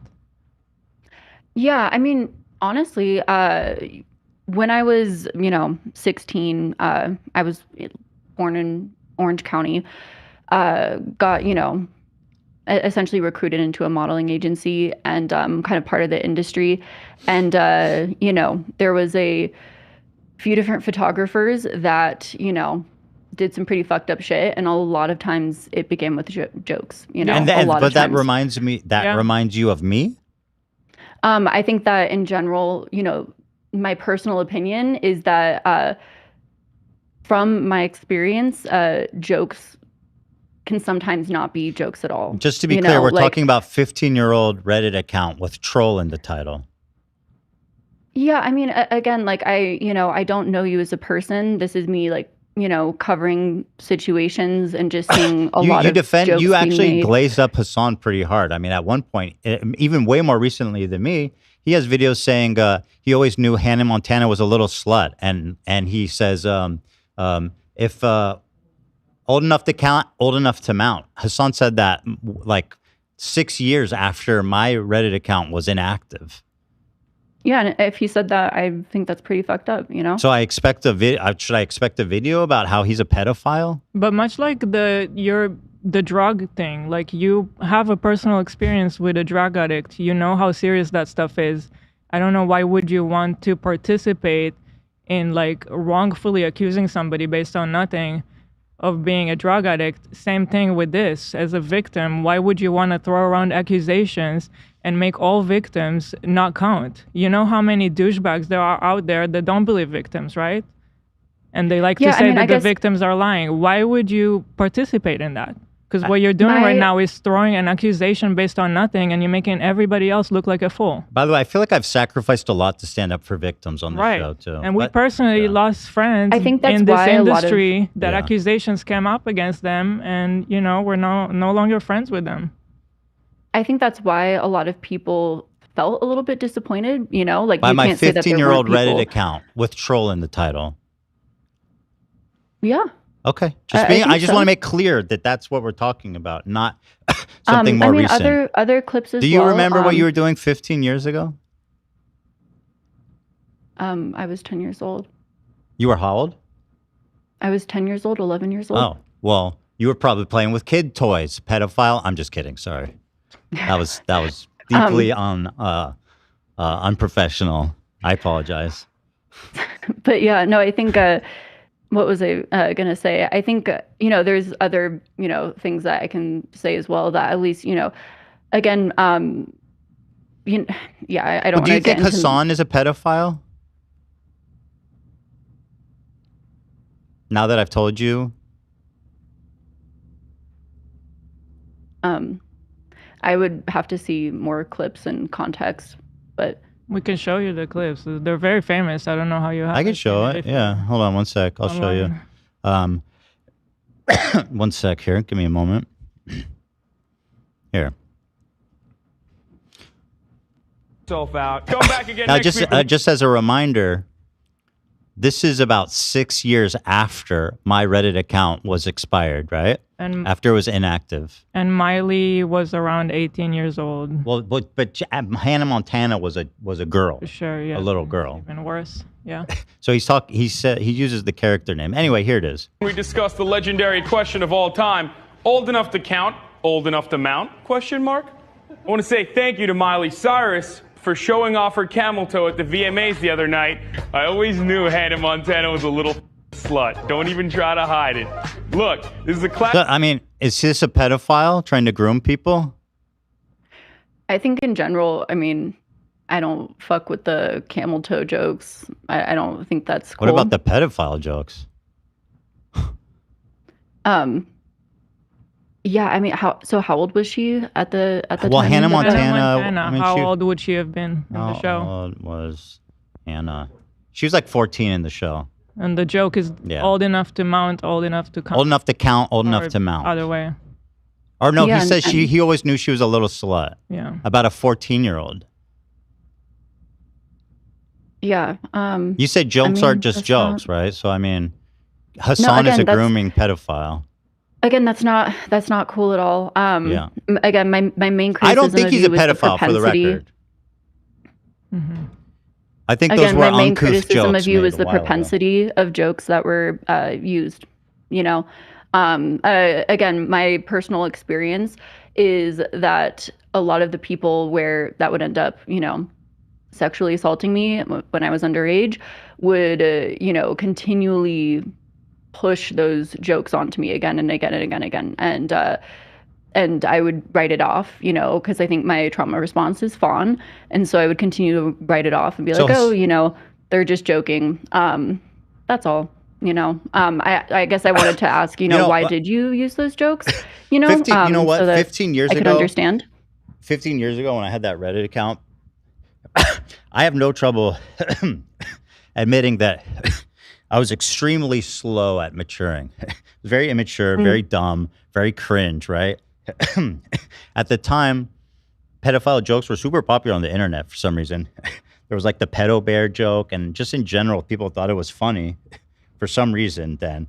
And at the time, these Reddit accounts, there was like these really popular novelty accounts, they would call them, with like a specific name that instructs their comments. So for example, I would write some obscene comment, right? And then you would go, if you go even now in the archive, you'll see people being like, oh, I see your name, very funny. Like comments that I made have like, you know, they have like 60 upvotes and people laughing in the comments. So while I agree that those jokes were gross and immature and inappropriate for any time, you know, jokes that, by the way, I don't make today, right? I admit that they are really gross and immature, but I also think like if you look at it, that it's so clear that I'm kidding around and not actually being serious there. And frankly, if you look at that account, like 90% of it is me talking about StarCraft. Okay. But you know what a troll is someone who's insincere. It's someone who's trying to provoke you to a reaction through being insincere. I honestly thought that trolls, to be honest, were like a thing of many years ago until the bad empanada incident. Yeah, you had an unfortunate run-in with one of the greatest cave trolls there is. Sorry. Yeah. So yeah, I didn't think that was. Yeah, but I mean, like just generally speaking, a common. troll is someone who's insincere, right, and just looking to get a rise out of you by saying whatever. So I mean, that would imply even in the name, a pedo troll would be someone who's using pedophilia to troll people into getting upset while by being insincere. Like that's the meaning of the name. If the name was like Ethan Klein and just like, hey guys, this is me, Ethan Klein, like, you know, it's made with the clear intention of playing a character, a troll character, right? That's in the name. I mean, yeah. I don't stand by those comments though. And people are totally justified to point it out and say it's gross and cringe and stuff, but I don't think that it's fair to say it implies anything other than that. Unless you're willing to go on record and say Hassan Piker is a pedophile groomer, which I don't believe he is, for the record. Sorry, also I just keep staring at like this stain on my couch and it's bugging me so much. What, the white one? I'm like, I didn't really the empty one. There's like a tiny stain there that's bugging me. I love your chair, by the way. It's a beautiful green color. Thank you. And the throw blanket behind you is beautiful too. Thanks. Just didn't really catch that. I didn't notice, but now I do. Everybody look at her stain. It's gonna be I can't get it out of my head now. Let's see here. There's all kinds of other stuff. I'll just go through it here one at a time. First son. Teddy is the nickname they have for each other. Following the launch. Oh, wait, sorry. We already looked at this one. My apologies. The FUPA Fund one was the kind of one that I hadn't heard in a while. Helpful. So I was looking into whether the FUPA Fund was still in existence. Let me go back a little bit. I've had very helpful friends that have given me advice, but to have something like the FUPA Fund where you could go to and have assistance if you're a small creator, scared and have no idea what to do would be extremely helpful. So I was looking into whether the FUPA Fund was still in existence. But the FUPA Fund dissolved and is no longer in use. A big reason for the FUPA Fund's dissolution is that the Kleins use the FUPA Fund for their own legal fees, as well as several $1,000s out of pocket to fight the legal battle against Matt Haas. While it is often the case that legal fees can add up and become more than you'd ever initially expect, well, the fact that the Kleins closed the FUPA Fund after spending the money on their own legal fees, instead of keeping it open, maybe replenishing the fund once they're able to so that other creators could have used it, well, that's a little disappointing. This move received criticism from many, like Keemstar, who suggested that the Kleins scammed their audience. This, by the way, you know, even even Keemstar doesn't believe this now. Like, this is such an ancient accusation. Like, even Keemstar's walked off it. Like, no, it's been like fully debunked. Into an enemy of Ethan Klein. In the end, Ethan, so I guess what's disappointing about the fact, so first of all, you know that the money was raised by Philip DeFranco for the express purpose, one singular purpose, right, of paying our legal fees. Do you know that? Mm-hmm. Yeah, I was going to say, I mean, you can see from, sorry, I'm pointing because this is where my research is, but you can see from the research that I got it from your wiki page, right? Well, like I don't care where you got it. I'll tell you. I'll tell you what it is. What's, you know what I mean? Yeah, I mean, I'm just because there's a lot of oh, it's all from Snark or whatnot. But I was grabbing that from your wiki page. I do agree. Again, like I said, I should find 2 or 3 sources. Again, well, that's sort of my principal rule now. What's disappointing about what happened? Yeah, so from the clips that I had seen from your YouTube page and everything, it seemed like it was kind of sold as this sort of promise to not promise. Again, I don't want to misspeak or anything. I'm trying to, I don't know. It's okay. I'm with you. Yeah. But a way to advocate for creators. I think again, like I had sort of said, when I, first started, I got this random cease and desist from Russell Hartley, talking about his, how to pick up women courses. And then, I got spammed with like 13 copyright claims on a video about a creator and, just different things like that. And when that happens too, when you get spammed with like 13 not copyright claims, sorry. DMCAs.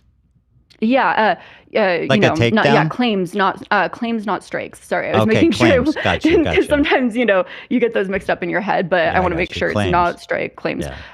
But yeah, so, and when that happens, essentially it was like, okay, either I try and, dispute all of these, and sometimes they can just say, fuck you, and, wait months until, the very last day that they have to like let those go and release them. And then that's, months without you receiving any revenue on the video. Yeah, obviously, this is my job. It would have been great to have help with that, but why would, because I got sued by some maniac, why would that obligate me to pay for every other creator's legal fees? Again, like, you don't have to be the end all be all. Again, you kind of, you guys kind of put yourselves as like the forefront. Why we did? Because of the Matt Haas situation. But we raised, we raised F in the A about. Do you understand the sequence of events, how everything happened? I mean, he took down your video, right? Yeah. So Philip, at first I said, I don't want to ask you guys for money. This is my problem. Did you see that clip? That's why Philip have them all DeFranco linked made in. the GoFundMe and not me. So Philip DeFranco made it, raised 170,000. We got 150 after a day. Taxes or no, not you taxes. mean after the cut. After the platform took their cut, so we had 150,000, and we had some really shitty lawyers at the time who made us feel like that was like $1 billion, and a lawsuit would only cost a fraction of that, and we'd have all this leftover money, and so we decided like, oh God, that sounds amazing. So with all this leftover money, we're going to use it to help as many people as we can.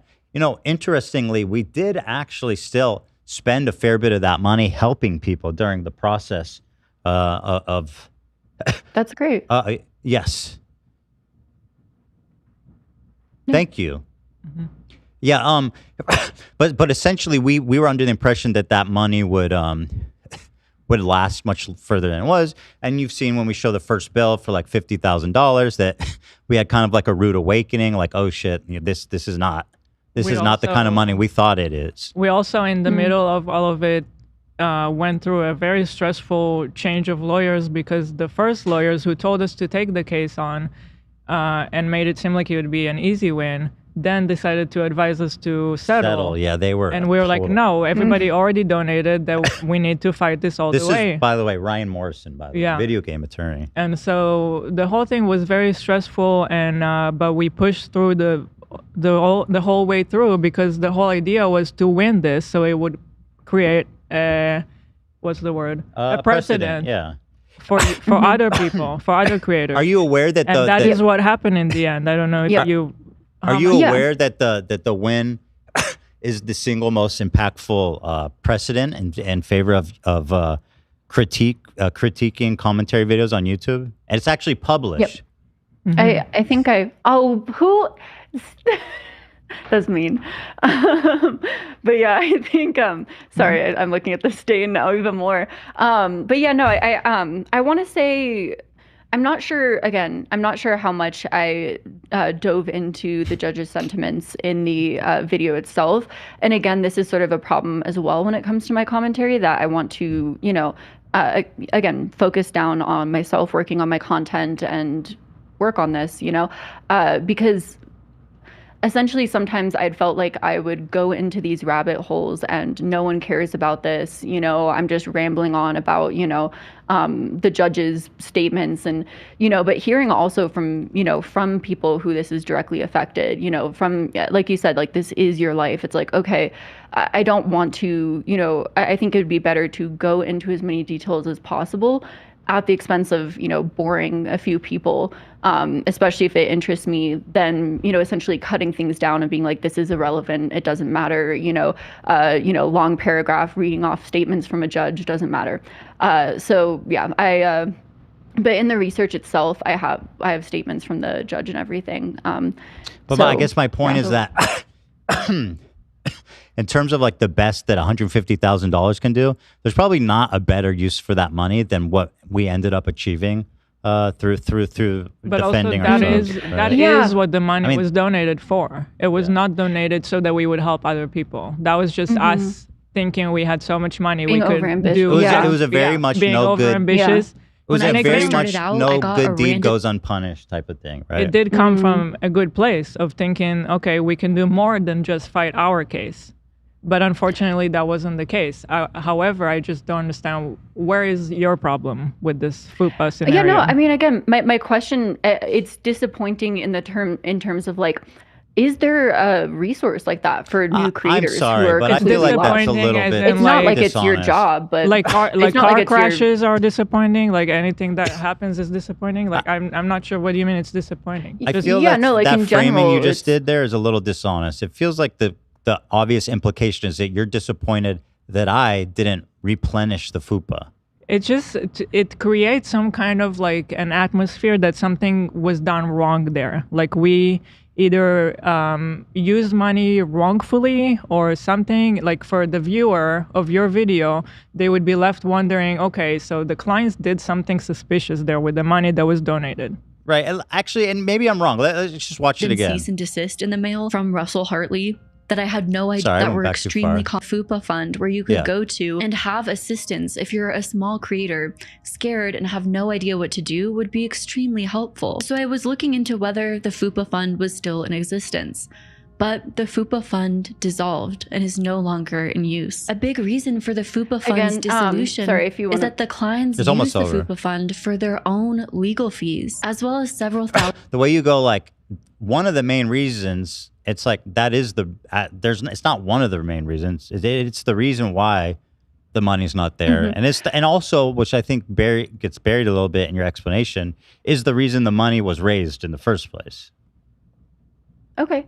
But yeah, I mean, again, the way that, you know, I feel like there's a million, to be honest, sometimes I feel like there's a million ways to interpret how someone says a sentence. So also I feel like, you know, I can, you know, moving forward, I'm going to be cautious. I've said all the ways that I'm going to try to, you know, take this in and do better, but also, you know, I can say something and someone can interpret it in the worst way possible, you know, at the same time. So, you know, I'm. You think that's what I'm also doing?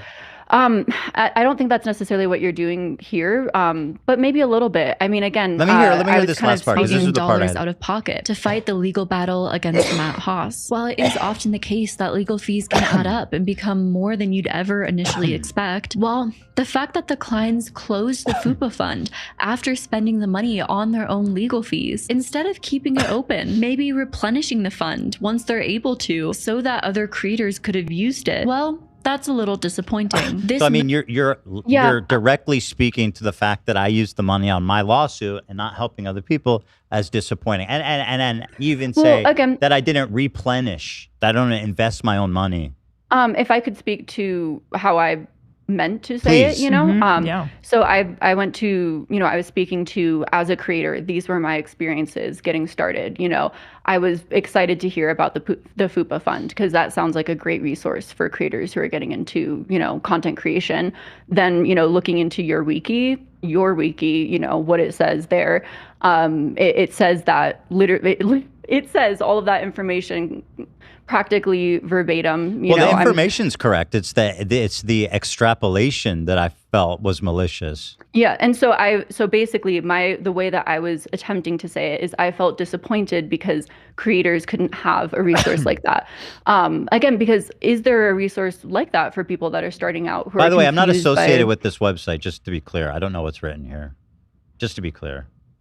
Yeah. Again, but like it's not a snark, you know. I don't think it is. I actually don't know, though. The Fair Use Protection Act, also known as FUPA Fund, was an escrow account created by Klein in 2016. Fund is dissolved and no longer used. The goal of the account was to help other fellow content creators fund fair use legal lawsuits taken up against them. The account was placed in the trust of the law firm Morrison Lee. Users were directed to contact the @FUPA for Freedom page for help. The FUPA Fund was created after Ethan Miller received donations, $170,000, to help them fund their lawsuit against Matt Haas, and a GoFundMe page set up by Philip DeFranco. Yeah. So I mean, the way that it's described here is just a factual accounting of things, right? So like you referencing this is fine. It's again the extra interpretation you added, which I felt was malicious, right? I mean, that's fair. Again, I just explained to you what my intention was with that. Is like. So, do you think I did a scam? Your intention was just that you're sad that something like that doesn't exist today. Yeah, for other creators, you know, like again, I remember feeling very lost. Oh my, like, again, sorry, there's a little thing up here. I know that like now to essentially throw cease and desist letters away, you know, if I get them. But I remember that first, you know, especially anti-MLM creators will receive a lot of cease and desist letters from these random MLM companies, you know, trying to get them to stop making content about their, you know, about their various companies and, you know. This MLM, is a video I made 9 years ago, by the way. I think it's probably one of the most viewed videos on the topic. How to dispute a strike, DMCA process explained. It's on my main channel. So I mean, and those resources are great. I just meant like, having those again, like, is there a legal resource like that for creators? Okay, fair. So you didn't mean to imply that. So I just want to ask again for the record. You do not think that there was any financial impropriety with the FUPA thing? I don't think so. I mean, I'm right. How the fuck would I know? Right. Okay. Even though it's okay, fair enough. So no, I mean no. Okay. Great. We can move on to the next part there. Oh God, the Gokunaro thing was pretty wild too. I don't even know how. Ultimately, this when video you look at the way so that Trisha old. was used on the H3 podcast, it seems like she was often used as a way to stoke her flames for views. Oh, this is a and 5% thing, not the Gokunaro. This is something that Ethan has done in the past to other content creators that he's seen as easily provoked for engagement. Ethan Klein used to associate with the creator JonTron, who was exposed for some incredibly horrible, like blatantly bad takes that had him virtually canceled. Yet after the fact, Ethan invited him onto the H3 podcast to have a discussion. So after 8.5 months, now you give... This is a child. Hold on. This is a child in a disheveled room with an unmade bed and school books on the counter and 3 unstraightened photos of South Park characters. Do you think this is a reputable source? I think that someone can offer valid online commentary and their room doesn't necessarily, dictate their level of online commentary. I really hope, I look at this stain right here. The stain, right? The stain. Well, it's we all have our flaws. You make a good point. That's fair. Can't judge a book by a cover. But at the same time, I as I sort of explained to you, again, he was defending JonTron, by the way, in this video. Yeah, so that's the thing. I'm navigating this a little bit as far as it goes, where other people have added research into this project, and then I essentially, I'm sort of sorry. I'm trying to figure out the proper way to go about this. But yeah, so essentially, someone had sent me an entire section on Gokunaru. Yeah. To be honest, I saw that section and I thought that it didn't have much validity. I was not gonna, talk about it. Just because you're talking about the part you included or a different part? A different part, and entirely in a whole section, kind of, like labeled Gokunaru. I was just kind of like, I don't. I again in the larger context, because essentially, I'm taking, broad view, approach is my goal here, and I'm trying to figure out what's the most important thing to include, and also what's the most valid, again, which is what we're sort of debating here very kindly and politely, and I appreciate that. But so yeah, that's sort of, that was a section that I felt like was not very valid. I'm sorry, are we talking about the part about JonTron? Because that's the part I'm interested in. I don't care about what you didn't include. Essentially, yeah. So essentially from that, I was like, okay, I don't, but the things that did, that I thought were interesting is when I was reading through that, essentially, as I was going through the frenemies section, again, I care a lot about content creator ethics. That's why I'm right here, looking at how can I be a more ethical content creator? What can I take in from this, learn and do better? One thing that, I thought may be a criticism, of the podcast was essentially, stoking people's flames for content. That was my fear or concern. And from the Gokunaru section, there were certain examples that I thought might fit into an explanation.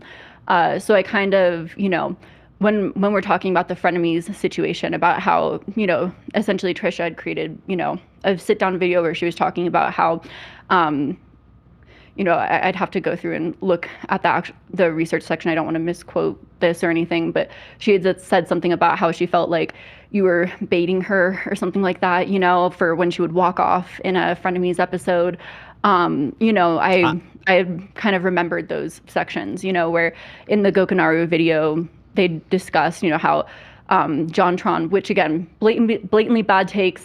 I don't fucking agree with, JonTron. That's why it's so strange to me that you're accusing me of being too harsh of an interviewer. No, so essentially my take was, my concern again was that, you would, 8 months after the controversy happened, brought him back on to sort of have a conversation where it almost seems like he thinks, and again, let me know, this is your content, let me know if I'm incorrect here, but he sort of seems like he thinks this is going to be like a redefining career moment for him where, his buddy's going to talk to him and he's going to have a comeback. And then, you're wanting to sort of talk about the situation, talk about the incident. You're wanting to continue sort of having that, discussion. Do you think I should let him off the hook? No, it seemed kind of like, again, maybe I should have gone. So your point is that I should have let him off the hook. No, what's the criticism exactly? If you can be more. My criticism is, did he need to be on the podcast at all? And was it for content or was it for, to actually sit him down and talk about it? Because he didn't want to talk about it. He kept avoiding it, and it just led to I should have let him avoid it, right? You think you should have not talked to him? You think he did it against his will? The podcast? The criticism from Gokunaru is that I was too mean to him. Yeah, again, that's not my criticism. Right, but you used that clip. Let me watch it. Sorry, I don't remember what it says exactly. JonTron, a platform to defend himself. It happened. How long ago was that now? I don't keep track. 9 months or something. Ethan continued to say things that seemed intentional to sort of garner a reaction within JonTron. I don't really want to get into this. It's a minefield of sorts. I'm not going to go back and nitpick everything I said and qualify it or anything. The main question on everyone's mind is, is he a racist? Is he a Nazi? No. Do you feel like you said some things that you regret? Yeah, I don't like reliving it. Did you have a lot of self-aware moments during that? Of course, the whole time. Jimmy Lee was a former dentist. It just doesn't even seem that bad at all, even when you try to make it look bad.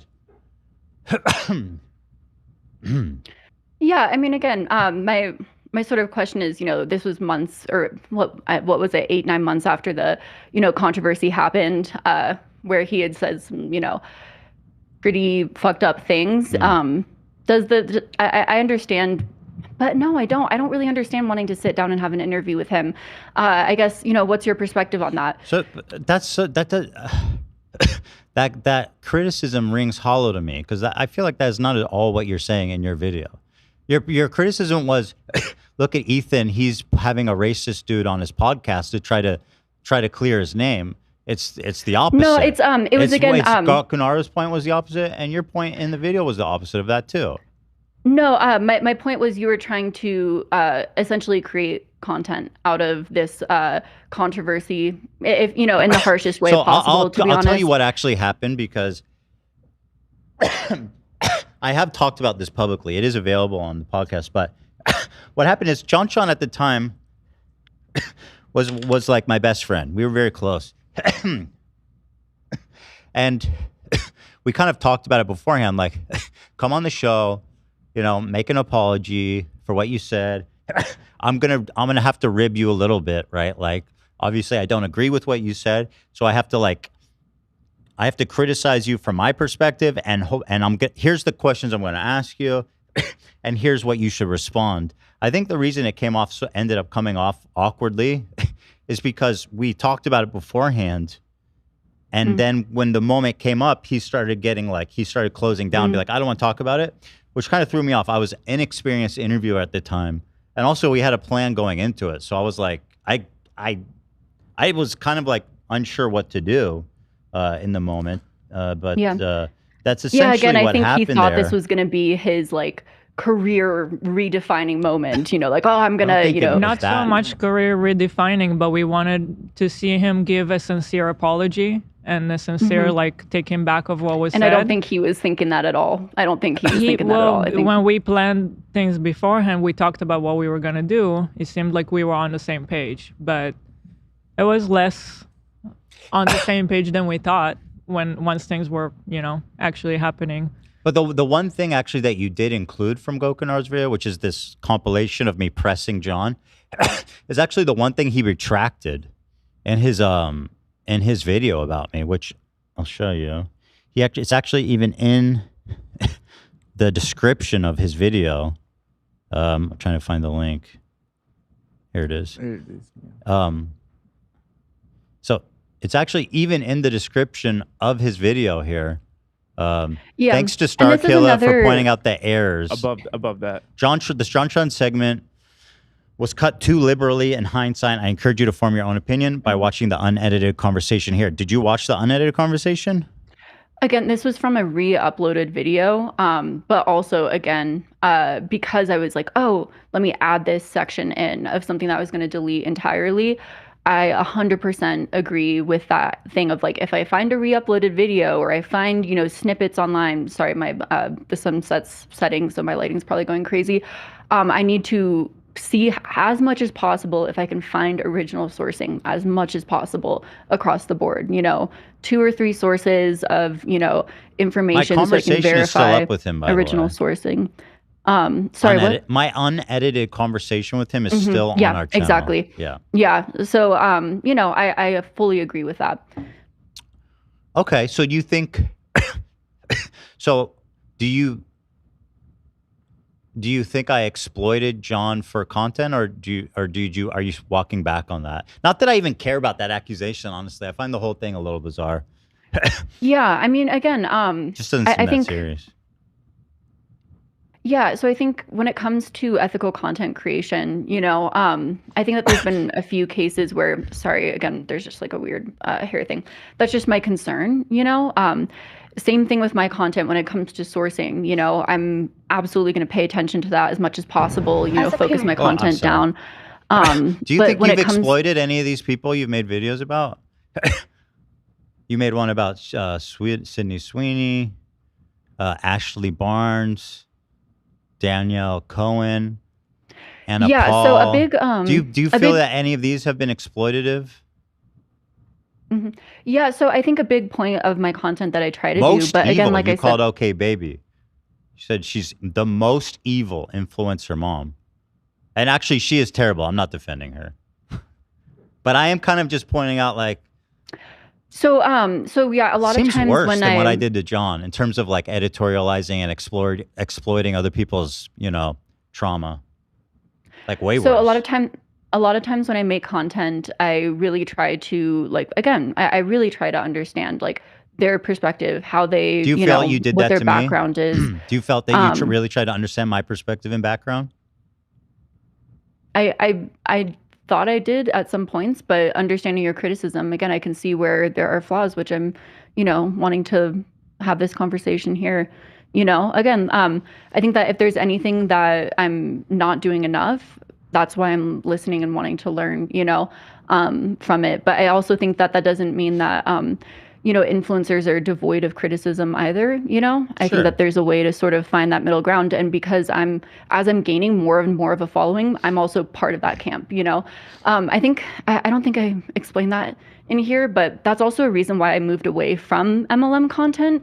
I kind of felt like sometimes I would sort of, make content about like a random, in anti-MLM community, you call them like hun bots, but, like a random person who, just sort of got roped up in an MLM and is making, a video to like their 100 followers trying to promote, a product and making content, using, essentially pointing out how bad that is, but kind of like it felt like punching down. The bigger of a following you get, it feels like you're punching down on someone like that, whereas influencers, we're gaining more influence across the board, and with that comes more responsibility, how you utilize your audience, how you utilize your platform, how you utilize ethics, and again, I'm not devoid of that criticism either. That's kind of the point of our conversation right now, actually. Yeah.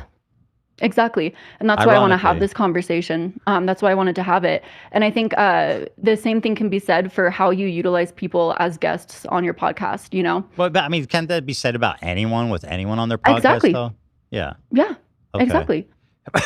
That actually was leading into the Trisha 5% part. I'll show you this clip because it is interesting how 2 years ago or 3 years ago when it was popular to shit on Trisha at the time. Yeah. Can I clarify? You had an opposite. You had almost a contradictory take to what you said about her now. When now it's popular to support Trisha. Yeah. I'll play it for you. Hey, All right, Ethan, I'm asking to end this. I'm asking. You can leave anytime. Many people were really disappointed overuse with the those way that voice Trisha. filters. Yeah, I have to raise a great point of contention that you made me sound way too chipmunky. And if you ever include me again, I promise I won't claim you. Just don't make me sound like a chipmunk. Deal. Okay, great. We're on the same page there. Pettis handled the fallout and how they pretty much turned it all into a grovel over money. We end up paying for Ethan and Hila, which is crazy because he takes that 5% and VIP tickets to Disneyland is not cheap. The nerve of her to complain about 5% when I'm literally not making a fucking penny at this point. It's just so disrespectful. It disregards all the hard work we do, not only on the crew, but now on my wife and all the people that worked on the merch. And it's like, okay, well, fuck you. I just remembered another aspect that I totally forgot.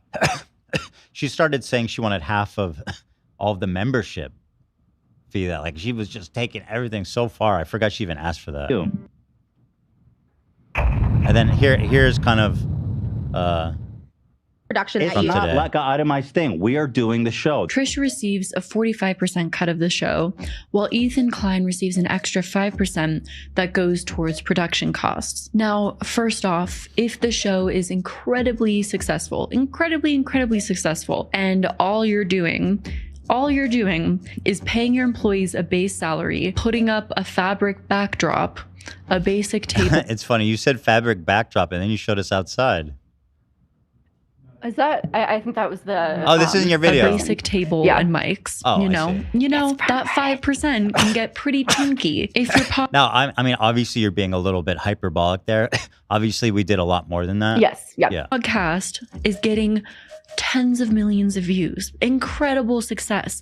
That 5% can really numerically change quite a bit. Do your employees get a raise because of that 5% production cost? Are you investing a ton into production costs? Or are you taking whatever isn't allocated to employees to the set for yourself? While to the public, 5% can feel silly to argue about, like a very small number, and how they pretty much turned it all into a grovel over money, especially if Ethan's argument was that 5% was for production and the staff. He takes that 5%. Which makes Trisha appear like she didn't care about H3 employees. I could also see why Trisha may start to feel like she was getting undercut when it came to frenemies, and how they pretty much turned it all into a grovel over money. Do you see how it looks a little duplicitous? I think cognitive dissonance literally can destroy a person's mental state. Oh, that was somebody added that. Takes that 5%. Okay, yes. Yeah, it's a little duplicitous. I mean, I'd love to explain. So normally when I cover a topic, I don't like to circle back again and again and again. I normally make. That's also why I think that's exploitative. You have. Not to offend other channels, that make continual topics on people. Again, if you feel that's necessary, let me know if I need to turn on my light at any point too. The lighting's good. Over here. Okay. But yeah, so for me, my content, I'll do these deep dives, cover a topic, and then I like to kind of move on.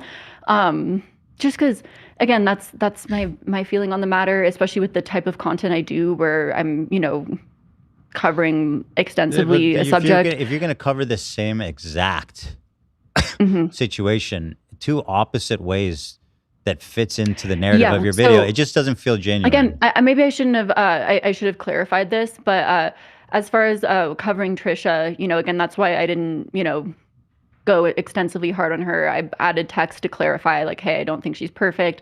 I had some things where I was being a little bit snarky towards Trisha, but Are you afraid her fans might be kind of upset if you've criticized her in modern day? Again, no, I just felt like I had done a huge extensive video on my criticism of her. A lot of my criticism is the same. I also think that, growth is there, I guess I'm not understanding the logic. Because it's not the same, right? It's you. But if I can get to the 5% Yes, aspect. please. Sorry. So after covering that, I kind of sat with it for a while. I think I mentioned this in my live, but she had kind of done a video. And again, this is another situation of this happening where I have to reflect and think about, the ways that I cover content with the idea of someone who's viewing the video, like the subject themselves viewing the video in mind. Because I think she had done a video, like a TikTok, where my, video was in the background, and I forget, it was kind of talking about, how hurt she was from some of the content made about her. And so after that, I just kind of reflected on like what criticism went too far. And again, as I was making this video, I was reflecting on that a lot of that former video, again, I'm not part of your crew. I'm not part of the behind the scenes financials. I don't know what took place. I don't, there's, various allegations. So I can only, what allegations? Like I said, the 5%. Well, that's not allegation. I took 5% more. Or whether that's fair, whether that's not. Wait, why are you laughing when you say 5%? Because it's become a massive, meme at this point, and is sort of blown out of proportion. And essentially, I was kind of reflecting on if that was sort of, fair for the internet to sort of make fun of the 5% meme, or, if it was kind of people not taking someone seriously. Things like, if 5% is worth a lot, imagine how much 45% is worth. Right? Yeah. Like it's all in relation to. Yeah. And again, like I said, my former criticism still holds. It's sad that, a working relationship devolved in that way. But I also think that, like, I think that, to me, my interpretation as a complete outsider is that, she did see it as a business relationship, and that she wanted someone, a producer of some sort, to be there to advocate for her, to make specific choices. Oh, yeah. So she didn't feel like she was being talked about sidelined. this on the podcast. When she mentioned she wanted a producer, I immediately told her to find someone, and I would pay their salary. Yeah, I mean, and again, I'm pretty just sure wanted that's to even in the mention leaked conversations too, that she leaked. So I wonder, like, what is your actual criticism? Are you saying that you think it's a bad deal for a talent to show up to a show? All they need to do is just show up and get 45% of that show's earnings. That's a bad deal in your opinion? I guess my thing is, I think that she wanted a full business relationship. She didn't want to be the talent. And again, from the statements, was that a criticism of me? I mean, that's what kind Yeah. of how the business was started. By the way, she was treated as a full partner. I mean, whatever she wanted, she got. Exactly. Right? And so, But it's I not think like that, she had plans to become an owner of the company, or like there wasn't. I don't know, what do you mean by that? That was not part of the discussion. She called me Again, Julie in the DMs, by the way. Mm-hmm. Yeah, I don't agree with that. My how would I say? I guess my question is, when these sort of collaborative projects are started, like Frenemies, are they treated like a business relationship, Yes, like it a is. collaborative business relationship? So I think that's sort of how it was viewed. Again, I'm not Trisha. I can't. Yeah, but So what's that's the sort of, criticism of me? But that is why the earning is 45%. It's not like a flat fee of like, I don't know, $2,000. It's a lot more than What's that. the criticism of me? Yeah. So again, reflecting on my former content that I made about Frenemies, that was something that I felt like, okay, I could see Trisha's side of wanting a producer that could advocate for her. She I could asked see for her it, side and I offered of, to pay to. Yeah. This comment and I'm wasn't glad to even hear in the that. video, was it? I don't think you even talked about that in the The video. producer? Yeah, I don't think Yeah. did you mention that she wanted a producer? Yeah. Yeah. But so that would be a good reason to take 5% extra. If I was like, I'll hire them and I'll pay them. I'm paying my whole yeah, and then the only other She thing never was, invested any of her money. Oh yeah, I paid for the whole set and everything. It was like $50,000 that I never even asked for a penny from her for that. And the only other thing was, I think a lot of people were laughing at 5% because it seemed like such a small amount in the grand scheme of things. As you said, 45% is a good cut. The reason, what I was trying to say is like, okay, if you're getting millions and millions of views, that 5% can end up being more than like what most of us would see, So I could understand how. But then the 45% is worth that much more too. Yeah, of course. And again, but I'm just trying to, just look at that. So you changed basically since you covered it. So you're changing your opinion? Yeah, it sounds like you changed your opinion. So when you made the Trisha video 2 or 3 years ago, you were very critical of her making it about the 5%, making it about money. Sounds like since then you've changed your opinion, and now she was justified in making it about the 5%. Well, again, I didn't look at that in my original video of just how much, like, again, 5% of, I don't know the specific numbers. I'm literally just spouting random numbers, but 5% of 100 million versus 5% of 100,000 can be different. Also, asking about it's whether not 100 million. No, I know exactly. Yeah, I'm just saying random numbers.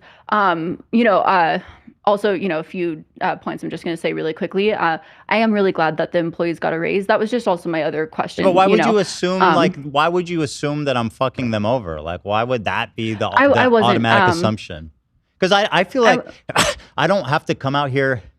It's funny. If I came out here and was like, everybody's getting a raise and everybody's getting this and that, people would just accuse me of being performative. And it's nobody's business. I don't need to fucking air out their financial situation to anybody. So, like, why should I even have to come out here and talk about the financial? Why don't you just trust them to be here of their own accord in a happy financial situation? Like, why do I need to come out here and virtue signal for everybody how great of a boss I am? Mm-hmm. I mean, again, even in this discussion, the 5% feels silly to argue about, but it was so highly debated over that's why I mentioned it, But what was I going to say? No, I don't think you answered my question. So do you feel like it's a bad deal for a talent to get 45% of a show that they just show up to? They don't. So that brings up what I was going to say. I think that almost anyone would take that initially, and then I think when there becomes these big blowouts where you're sort of seen as the crazy one in a podcast, and then you get this huge wave of internet backlash. But these massive viral podcasts, and they're all on the H3 podcast channel. You're not essentially what I was trying to say is across the board, it wasn't just the Frenemies episodes, but other videos as well that were seeing a huge boost in viewership. You were probably seeing a huge boost in subscribers. What do you think was happening to her large views? Audience. Fan base. Are you aware that before Frenemies, she had a podcast that couldn't even break 10,000 views? It was canceled by the podcasting network because it was just it was costing them money. They weren't making any money. Her career was fucking. It was mutual. It wasn't in a good place. It was definitely mutual. Should I own a piece of her fucking her media empire for putting a show on with her? Again, I think it was just on your channel, so I think over time. But we made it. There can get that sense that again, you're getting this huge wave of internet backlash. Another person's channel is skyrocketing. Feelings are you're going to feel a certain way about that. She made millions of dollars from that show. That is not accurate to how things went. Yes. I mean, she got a huge spike out of it just as much as our channel did, and it was mutual. Why did she get backlash? And plus, if anything, for a talent to not even have to post anything, kind of makes the deal even more generous. She didn't even have to post it anywhere. We posted it on our channel. She literally just showed up. All the risk. Like, show me another place that has a deal like that. I don't think you would find it. Also, you're kind of. I have to correct you. You're talking about Trisha like she's the victim, but the reason she was getting backlash is because she was wanting to fire my entire crew and replace it with her. That.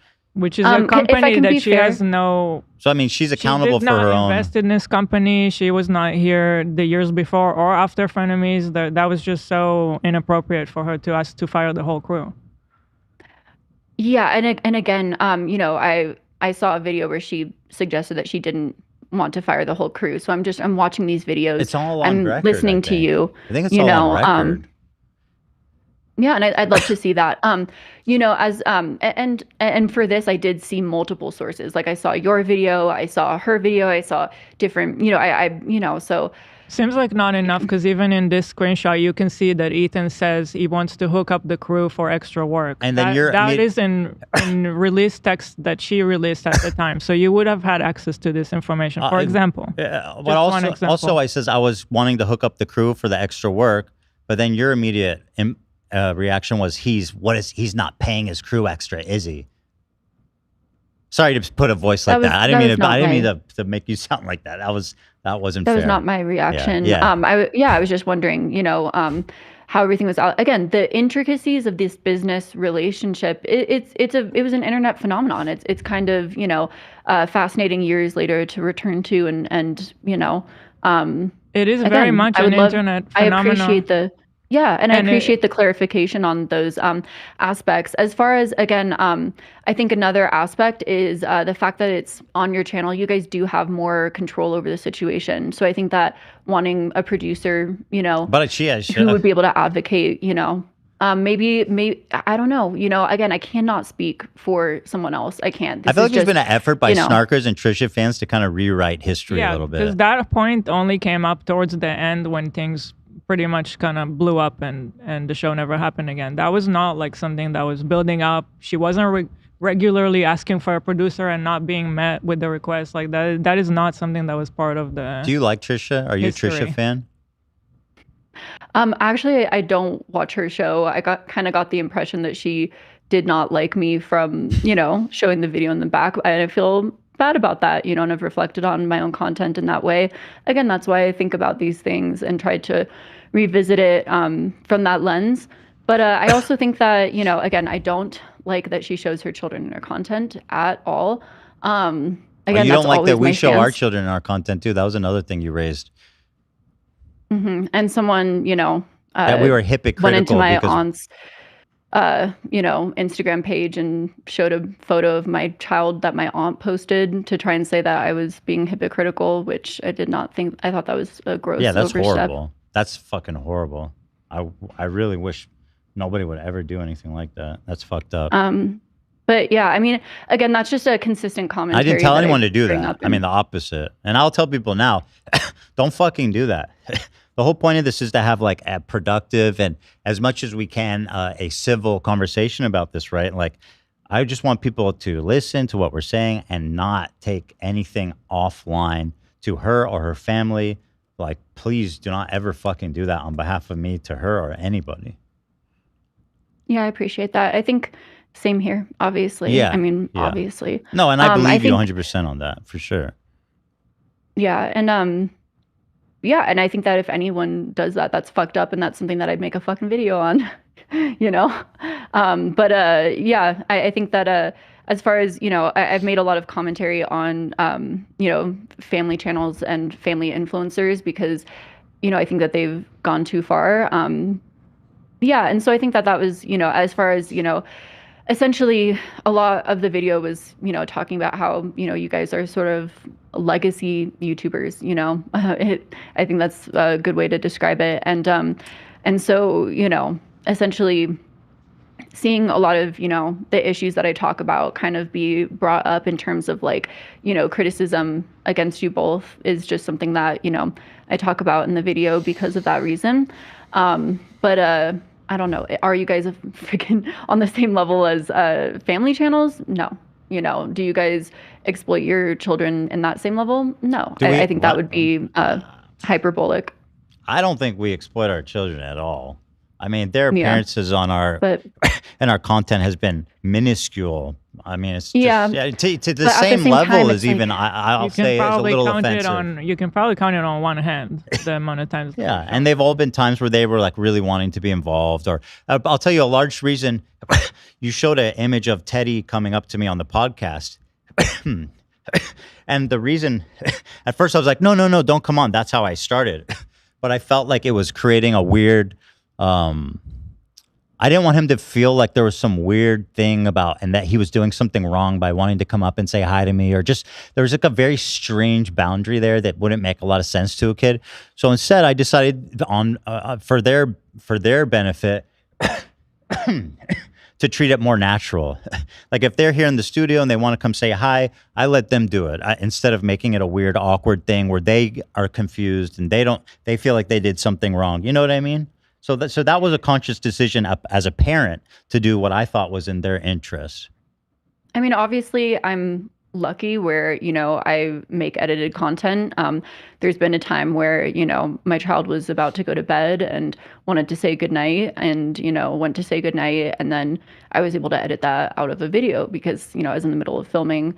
At the same time, you know, I'll be completely honest, 100% honest about my personal opinion on this. You know, because I make commentary on a lot of family channels and I've seen a lot of fucked up shit where people use their children for, you know, people, you know, there's a lot of creepy people on the internet, you know, anyone can see your children, you know, so that's one aspect of why I care a lot about, you know, children not being seen online. I also think that, you know, until children are of age, they just, you know, don't have the cognizant ability to really consent to what's being shown or produced of them. Anyone, you know, can take a clip of that. And, do you work with this person? As have been said. Sorry, what? Sorry to cut you off. Do you work with this person, Content Crash Out? No. Because you use this clip from their page. Hassan Piker has lost all of his marbles. The Mueller rolls so it are was zoomed in gone, before. people. Okay. And you actually, I saw you left a comment saying that this person was a good, reputable source. Have you seen their content? Do you know how deranged and anti-Semitic and obsessive and concerning it is? Like, they're probably one of the most deranged, concerning, obsessed snarkers in the game right now. And you co-signing that is really, really, really not cool. I can show you their content if you haven't reviewed it. It's deranged. Okay. Would you like to see it? I mean, yeah, sure. I mean, because you know, to be honest, me making a general statement right now about another person's page, I just can't really. By the way, here's the so this is the video Hassan you used. Piker has lost all. If you go to the comments, you'll see he's so far gone. Yikes, what's happening? Did he dye his hair? Yeah, obviously that was for a bit. I have a very obvious drug addiction, right? I watched this man for 5 years, and John Mulvaney fan, who, by the way, was, I think, an alcoholic, or I don't know what, he had a drug addiction. But if you look through this, the obvious insinuation is that I'm on drugs. So to include this clip, again, is to accuse me of taking drugs. Because of his tics. I do think that is because of a neurological disorder that I don't have control over. That manifests in sniffing sometimes, or you know, different clearing the throat, whatever it is. I'll also say, before this snarking phenomenon, I went my whole life with people being super understanding and caring, and like never weaponizing that or making me feel other for that, until I met these snarkers who now have used it, including Anissa and this guy here especially, who have used it as a point of criticism. My neurological disorder I was born with that I can't control, that has been a huge obstacle in my life, sitting in front of a camera with this, is participating in the weaponization of a truly debilitating neurological disorder I've got, right? And this is I have never been the victim of this. I would never even, imagine of accusing someone of being ableist when it comes to me. But you truly are participating in an ableist harassment campaign that presupposes that my uncontrollable neurological disorder, Tourette's, is the result of drug abuse. I mean, first I want to say I'm really sorry about that, that, people have been weaponizing that and that you feel that way. But you weaponized it. But I do want to ask, do you think, and this is, I guess, where I do feel like sometimes the use of this idea that using from one source could be essentially a thought terminating cliche. I want to ask, do you think that me using a clip from something is co-signing whatever is on that clip? It depends, right? Comments, all of the, you know what I mean? It depends what's in the clip. Sometimes I could be using that using clip unedited footage, for different context, or are using a clip what has a clear editorial perspective? Because if you are using a clip with a clear editorial perspective, then you're obviously co-signing the footage if you're not correcting it, right? If you're just you can source from Snark. There's nothing inherently wrong with that, right? Because what I've tried to say through the video is this is what online commentary is. Is that, does that mean I'm co-signing that online commentary automatically if I do that? If you don't, and the way you use that, go on to add another opinion of your own, like this is what people are saying, but of course it is baseless, or people are throwing crazy accusations. You did co-sign it literally in the video. You did literally in the setup to that clip. You literally co-signed it. If you just use it without any critical explanation, then yes, you are. Like imagine I'm going to use how you use it.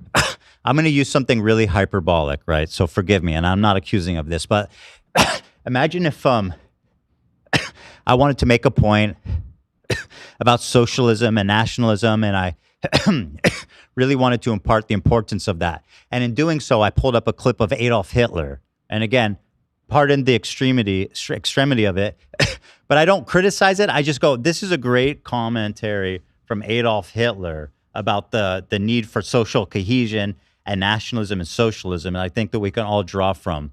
And I don't give any, and I'm just like, here's Hitler, right? He's making a great point. I mean, clearly people would see that as a clear endorsement of Adolf Hitler, right? You wouldn't be like, hey, I didn't endorse the guy. Like it would clearly be an endorsement of Adolf Hitler for me to but just. Again, it's, as opposed to,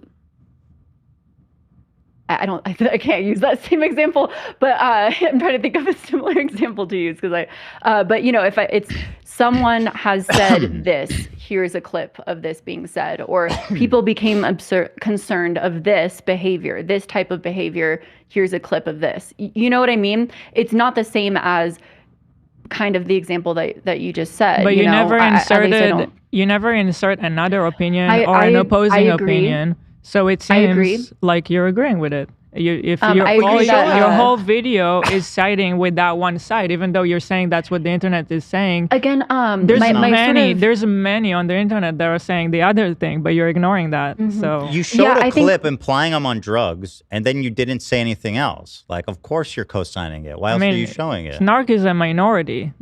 Our audience does not think that Ethan is on drugs.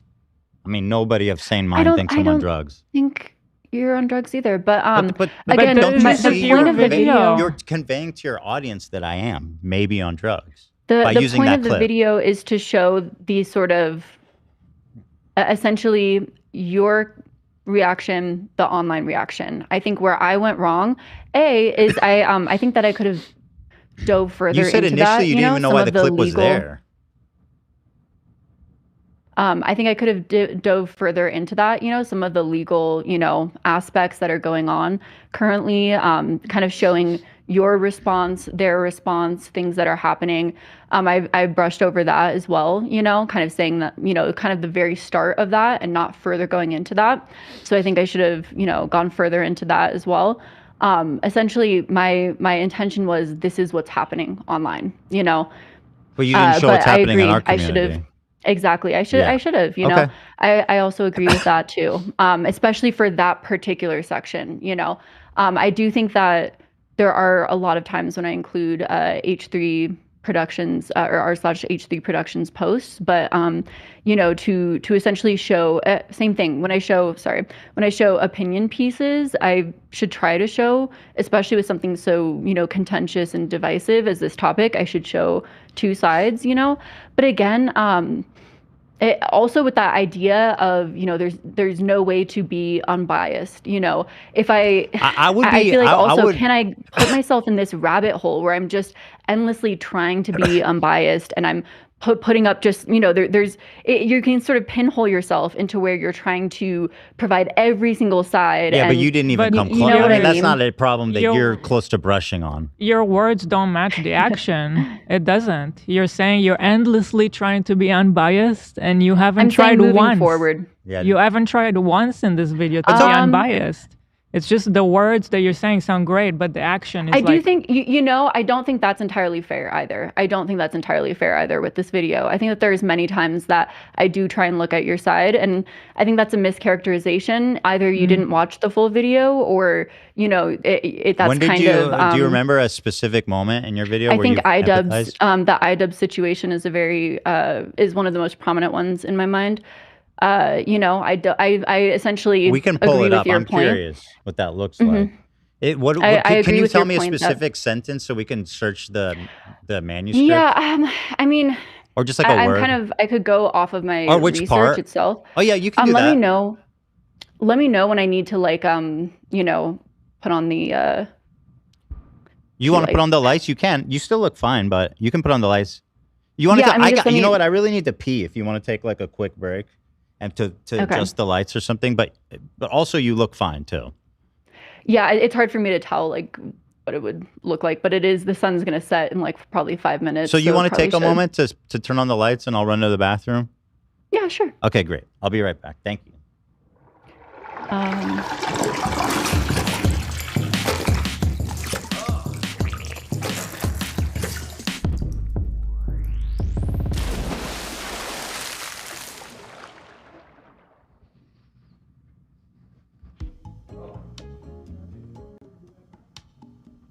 I guess you didn't get the memo, Nate.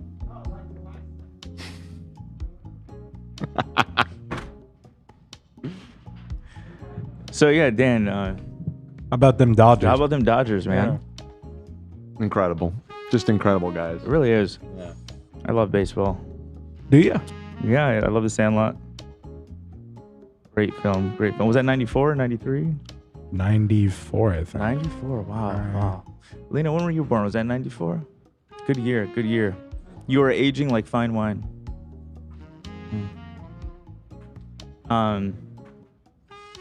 Yeah.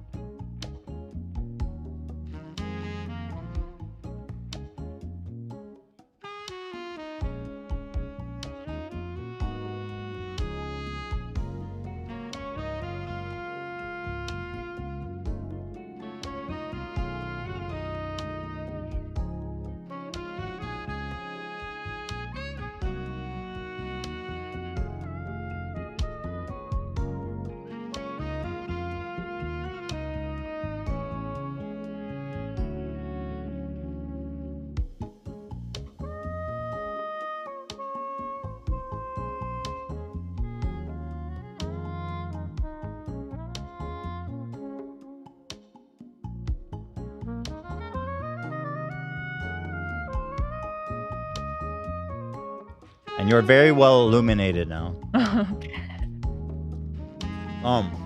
Probably very shiny because I'm sweating and oily. This is way too crunchy. I can't eat this.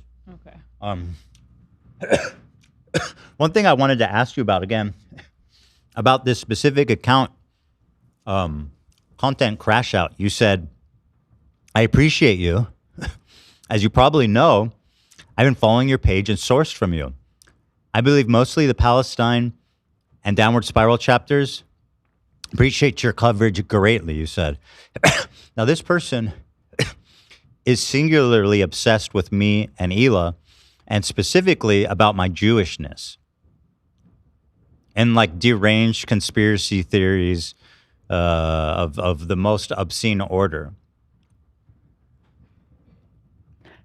So yeah, I mean, do you agree? So you follow this person closely? So I would say that, again, the videos that I sourced from them were not, again, I can't speak to, what you feel like are really offensive videos. Sorry, not to say what you feel like, but I feel like, again, I haven't seen all of their videos to know. Okay. I just confusing because you said, I've been following your page and source from you. I guess, yeah, sure. Maybe you didn't see all their videos by that logic. Yeah, like the reason why I said that is I feel like on TikTok, you can probably see when a creator like saves a video, So I just felt like they could probably see that, So you saved the video, though. You said the editor put it in. The one that, again, I wasn't sure about the zoom in, whether that came from that was in their video. An editor. That was from the one you downloaded. It's identical. It's from this video. Yeah, no, exactly. So what I was going to say is I wasn't sure if that came from an editor, but now looking at it, it's clear it came from this page itself. So what probably happened is, again, I added a timestamp. It's okay. Added a timestamp into my script. From that, I saved it, added it in. So yeah, it was. Is this where you heard that Hila called babies terrorists? Because this person also at 2 years old to kill Americans. They made this. So again, are taught to kill us at 2 years old. That's pretty spicy. Yeah. Do we have that one? Like Kamala. That's not really a fair edit. To be completely and totally honest, there was multiple pages and sources that have shown that clip. Yeah, I believe that. Multiple sources. And that's where it's hard. Again, going to the original source. Because do you see how many videos this person's made about me? Does this look healthy? Honestly, if you're sourcing from them, I'm concerned. Like literally, can you see all these?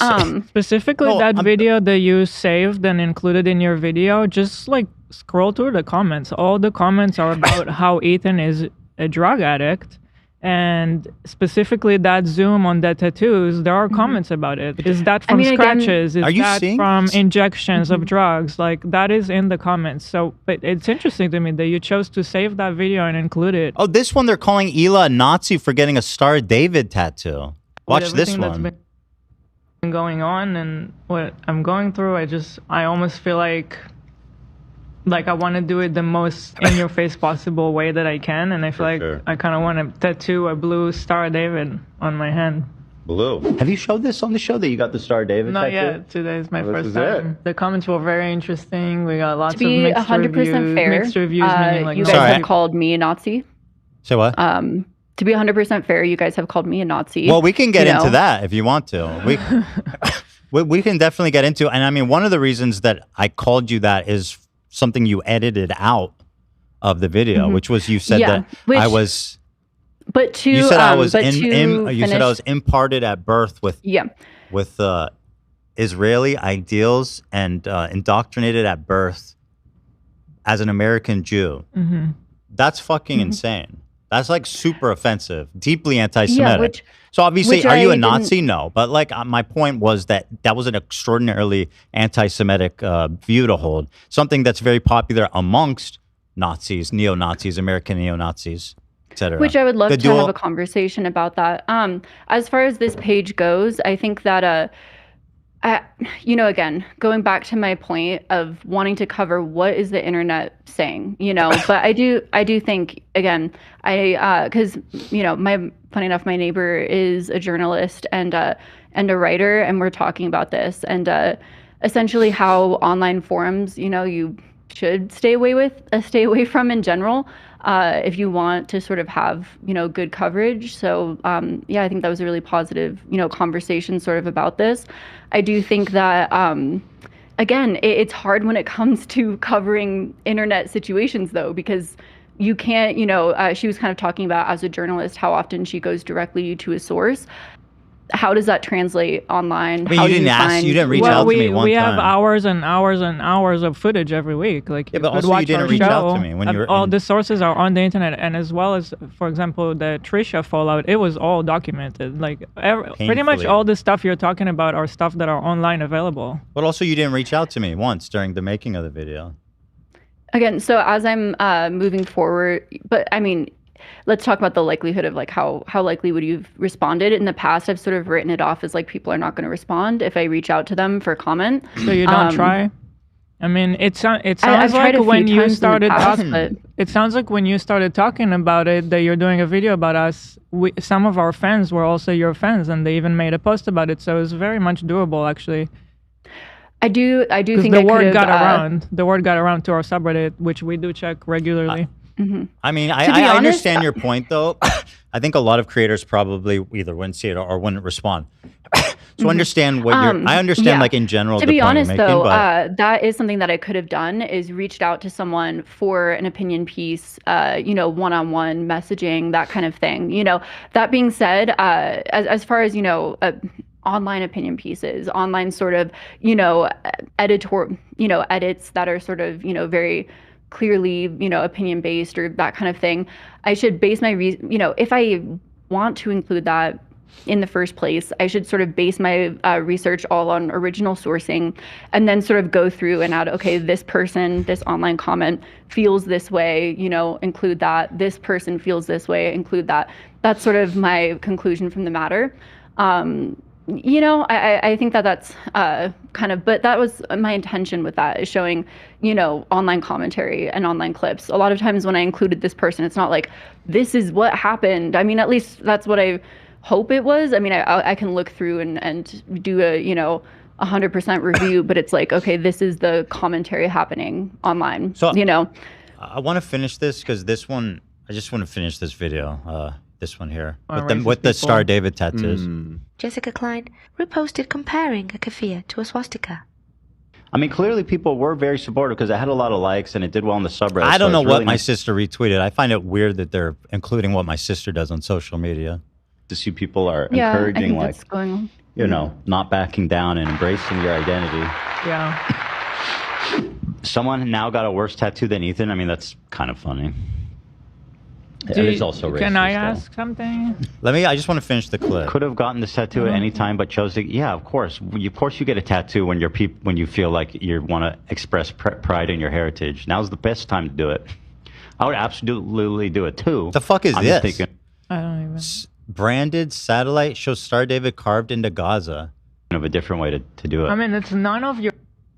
What's that have to do with your business when I want to do a tattoo of my heritage? How is that anything that you should even have an opinion on? Yeah, I'm changed after October 7th. That was a really traumatic moment for all of us Jewish people. Congrats on the tattoo. I love it. Thank you. Now, if you go to the comments, I miss when Hila didn't talk.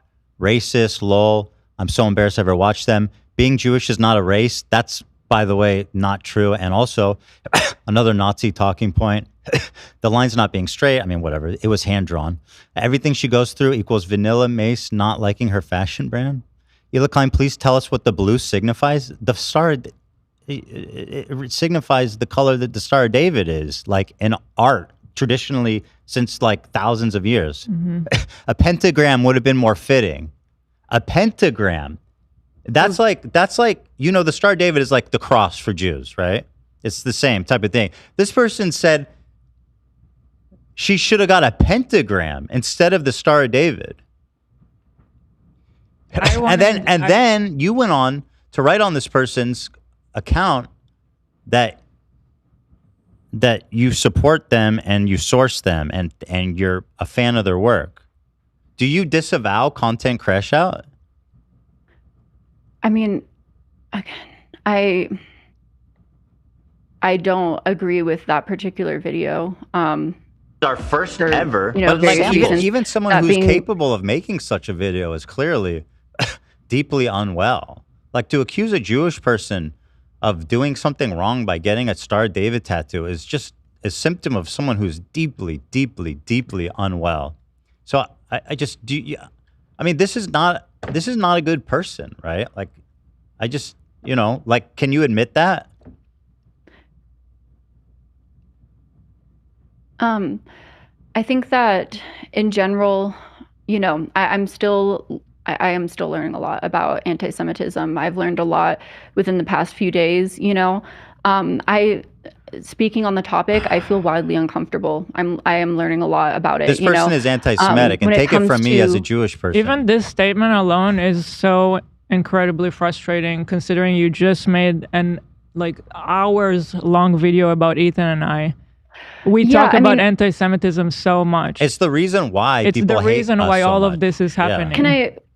Can I offer? So I did write a little bit of something just because I feel like I don't want to misspeak or anything on this sort of subject. At least this is coming from my perspective. Sorry, I keep bumping the mic. At least for me, the biggest lesson I learned from all of this is. Sorry, I'm gonna kind of read a little bit because I don't want to misspeak at all. Yeah. So if I care about advocating for anyone, whether it's someone is facing Islamophobia, anti-Semitism, transphobia, homophobia, anything at all, it's to extensively read up on the current state of affairs and what they're currently facing. It's not just using a blanket term like stop Islamophobia, don't be anti-Semitic. But so that I can offer in detail understanding of what an individual is currently facing and how that may translate in various ways. I think that in general, as a content creator, I wanted to, to be completely honest, it's a really intimidating topic to jump into for obvious reasons, all of this. And especially, as we can see with everything that happened after releasing the video and just not being versed in it, not having a cultural background or understanding, not being Palestinian and not being someone who's, extensively versed, but wanting very, very deeply to advocate for Palestinians and everything that they're going through, I feel like there's many ways that I misstep along the way. But I think that being able to do that, really, okay, I want to advocate for these people. What are they currently facing today? How can I, really offer in-depth dialogue to that so that can kind of combine research and empathy, I know Dan sort of spoke about how I misuse empathy or sort of, use that as a blanket term. And I think that's maybe one of the ways that I can do that better, instead of just being at the beginning of the H3 video, any anti-Semitism will not be tolerated. And, speaking about Islamophobia, but not very, very much in-depth understanding how that's translating in modern day currently. So I think that when all of this happened and I made my follow-up video, I was feeling very hurt and confused by, essentially being thrown the label of being anti-Semitic. I think that, of course I can't, a lot of that's coming from my own ignorance and my own lack of depth and knowledge and, not being a Jewish individual, not growing up in that. I grew up with no religion, no religious background. My dad was raised Jehovah's Witness. My mom was raised strict Catholic, and they both kind of decided to raise me without any religion. I've heard a lot of horror stories from my dad about his particular family and his particular upbringing in Jehovah's Witness. And so from that, I also have my own preconceived notions of, just a lot of religions in general, which may not be fairly placed all the time. But yeah, I don't want to speak for others, but I think that there's a lot of people that do want to criticize the Israeli government. and their actions, but feel lost on how to do so without being labeled anti-Semitic. That statement on itself. You said that about me. And about, in fact, I have the clip Israeli government. I had a real issue with that statement. I mean, is it okay if I finish really quick? Yeah. Go ahead. Yeah. Absolutely. Sorry, I know it's kind of long. You're good. You're good. I didn't realize you were. Go ahead. Yeah, I'm sorry. So, there were a lot of people that there were some really kind people who sent me messages educating me on either side and things that I got wrong on either side of the situation. Which, of course, it should have been my job to do in the first place, But one thing I learned a lot about is the dual loyalty trope, and where it's seen as anti-Semitic to scrutinize someone's connection to Israel. And I can see that because it's a holy place for many Jewish individuals. That being said, I think a lot of people who, at least for me, that was, I don't want to talk about my personal life or anything, but even being around Jewish individuals, that was not something that was ever told to me or taught to me. Not that, again, that is anyone's job to teach anything to me. But so, again, trying to navigate this current climate and trying to sort of raise awareness, be pro-Palestine, speak about the genocide, I unknowingly bumped up against that and, again, spoke about that in a wrong way. If I was aware of that, I would have never spoke about that just because I care about, not being anti-Semitic, and I care about that, I don't know I appreciate about that. That's good. Others, but I do think that there's a lot of people who are pro-Palestine who are kind of maybe in the same boat as me, who aren't aware of that, and then are being kind of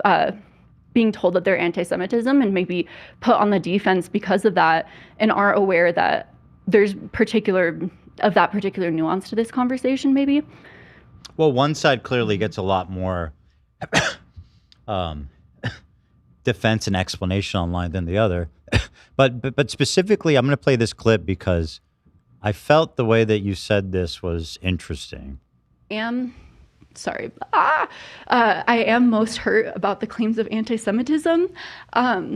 As I've mentioned time and time again, I'm just not well versed in politics. I would really like to understand how one can be pro-Palestine, speak about the disagreements they have with the Israeli government, and still not be seen as anti-Semitic. No, I called you anti-Semitic for one very specific statement you made. It had nothing to do with Israel. Nothing. You conjuring that image to people, it's really fucked up because people use it. But hold on, there's more. The ways in which Ethan talks about the issues, he makes it seem like that's not possible. A lot of that you say likely due to October 7th, and essentially Ethan having an intense cognitive dissonance. Reminder, she started this off by saying, I'm way out of my depth with this. Yeah. So I shouldn't have. I'm very curious to hear this. Now she's going to lecture me, right? About my reaction. Yeah. To October 7th. Him being, living in Israel, upholding these, Israeli values. What are they? Israeli values. Go on. And ideals that have been sort of programmed into him from when he was born. Okay, you're a Nazi. When he was you're born? Like a fucking. He wasn't born. I first of all, I don't think you're a Nazi, right? I'll amend that because I was being hyperbolic. What I meant is you're saying stuff that Nazis say, and obviously, I also fully acknowledge that you don't know that what you're saying is anti-Semitic, right? Like totally agree with you there. And I know you already addressed this stuff. You kind of already rolled this stuff back, which is good. The part that I wanted to ask you about. Talks about the issues. He makes it seem like that's not possible. How did I make it seem not possible to talk about Israel without being accused of being anti-Semitic? Because I never one time brought up anything being anti-Israel being an issue. The only thing I brought up is that statement you just saw, which had nothing to do with Israel. So like, why even say that? Because that's an extremely popular trope that you'll hear, is that you Jews are like perpetual victims, and They call you anti-Semitic for any old reason, no matter what. I criticize Israel. They call me anti-Semitic. I'm constantly seeing Jewish voices being marginalized for saying that, right? But here's the interesting thing is I didn't even come close to saying anything like that, and you still said it. Yeah, I mean, again, I think I watched the full live and genuinely was trying to understand, okay, where did I go wrong? Like what was, anti-Semitic? And again, it's not necessarily your job to educate me, but I was, trying to understand how can I, criticize Israel, be pro-Palestine, speak about the genocide, and it's not that complicated though, is it? It's really not. I guess, and I would like to hear your perspective. I think again, like I said, I did, receive some, to be honest, I received after that live mass comments, messages. Sorry, I fucking hate when I get emotional. You can take a moment. It's okay. It's emotional. I understand you care about being on the right side of things, right? So I 100%, I understand, and I know this is painful. Mass amount of people calling me a Nazi, and that's not true, by the way. And I don't want people to call her a Nazi. Okay. And so, I was trying to understand sorry, I fucking hate when I cry. I'm not trying to It's fine. No, I know. It's sincere. It's fine. We're all just people here, and so genuinely, here I'm acknowledging I'm not the I'm trying to be more educated, grow. I'm starting from ground zero, and I think I'm hoping that a lot of at the very least a lot of content creators can learn from my mistakes when speaking about this, and be able to be pro-Palestine, talk about the genocide, and not be anti-Semitic. And how do you not run into that coming from an ignorant place of someone who's not Jewish and didn't know about these things, and so essentially, genuinely, I had so many messages calling me a Nazi, calling me anti-Semitic, but no one telling me why. Even the program from birth, they would say that's anti-Semitic, but I didn't, weren't exactly explaining why they saw that way, or not. Sorry, didn't saw that way, but why that was an anti-Semitic trope, and so I was trying to understand it, and it wasn't until literally yesterday I had a great conversation with someone over DMs, and they sent me resources to, the dual loyalty trope, and I read into it, that I was able to understand that aspect. And, of course, someone who's more politically educated than me can debate all of these different intricacies. But for me, when I'm speaking about this, my biggest goal is to, I never want to hurt anyone, and I will say I 100% am with you, right? And I think it's brave that you're calling it and facing all this stuff head on. I don't think most people would do that, right? So I am very grateful that you are coming here and having an honest conversation. And I appreciate the emotion you're showing, right? I do. And I do think I want to just reaffirm that you should be criticizing Israel's government, right? You should be criticizing them for this fucking horrific genocide, mass murder of people in Gaza, right?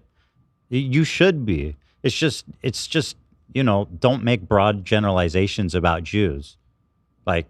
Being born with some preconceived notions about the state of Israel and stuff like that, right? Don't say that Jews are programmed from birth, but you absolutely are right to and should criticize the state of Israel, right? 100%, no question about it. So I mean, your intent. I feel I understand your intentions, right? I do. And that's kind of the only way I can. What's been hard for me, for example, is that I do criticize the government of Israel. We've said many times, when we lived there, I did not vote for Bibi. I'm not a right-wing Israeli, I'm a left-wing. So I'm on your camp, but people still villainize me. If you go on TikTok, I'm the villain. I'm the raider of Ramallah. Mm-hmm. It's that is anti-Semitism. You're not seeing me as a person. Do you see how easy you fell into like anti-Semitic tropes? Like it's just so easy when you run in these communities because it's like for them that's just they really are fucking racist. Like they really are. Like these snarkers are really genuinely just racist, right? And I mean you've seen it with the content crash out guy.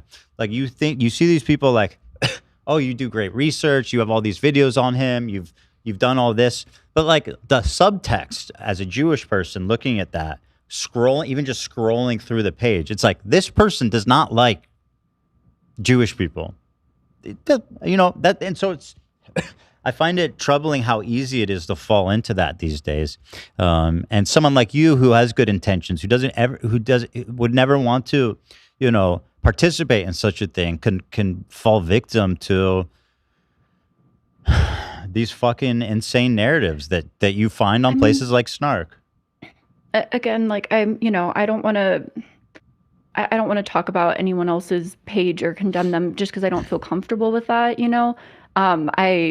I can, again, and I'm learning about anti-Semitism still, but I can see where I went wrong in my video, and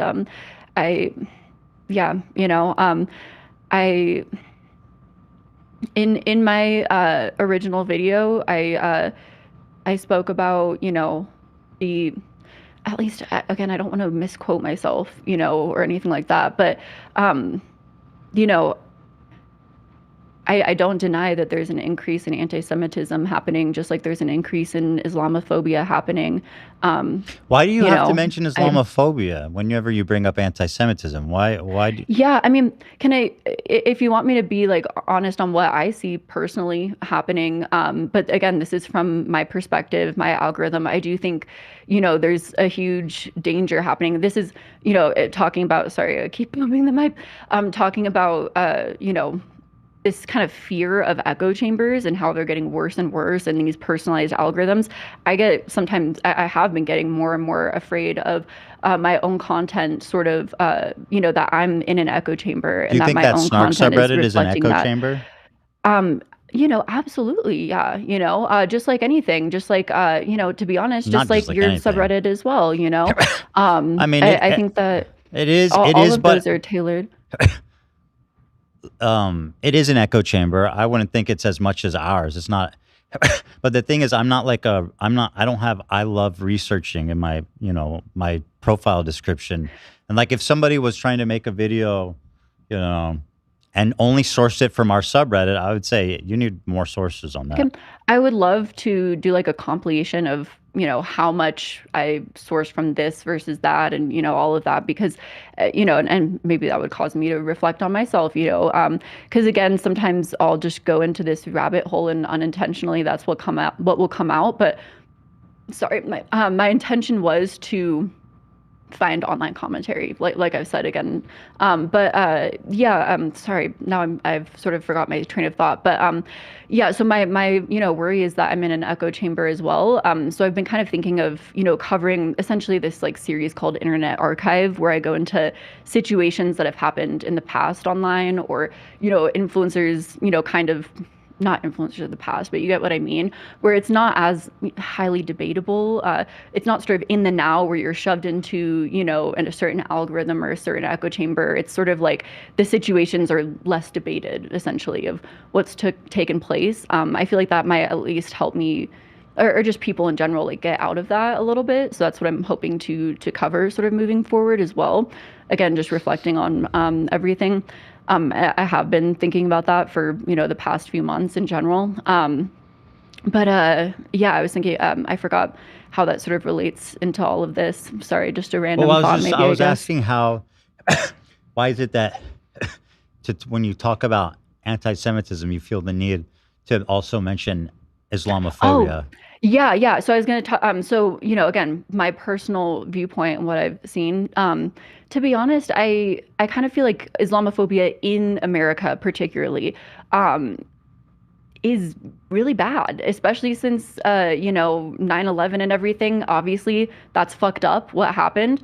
That was terrorism. I don't want to say, excuse that wasn't. But I think that a lot of Americans have been really fucked up in terms of being really racist towards Muslim individuals. I think historically that's true, but yeah. For example, if you go to FBI crime stats for this year, Jews, who make up like 2% of the population, account for like almost 30% of all hate crimes. Like per capita, by far, Jews are the biggest victims of hate crimes by far, right? By far.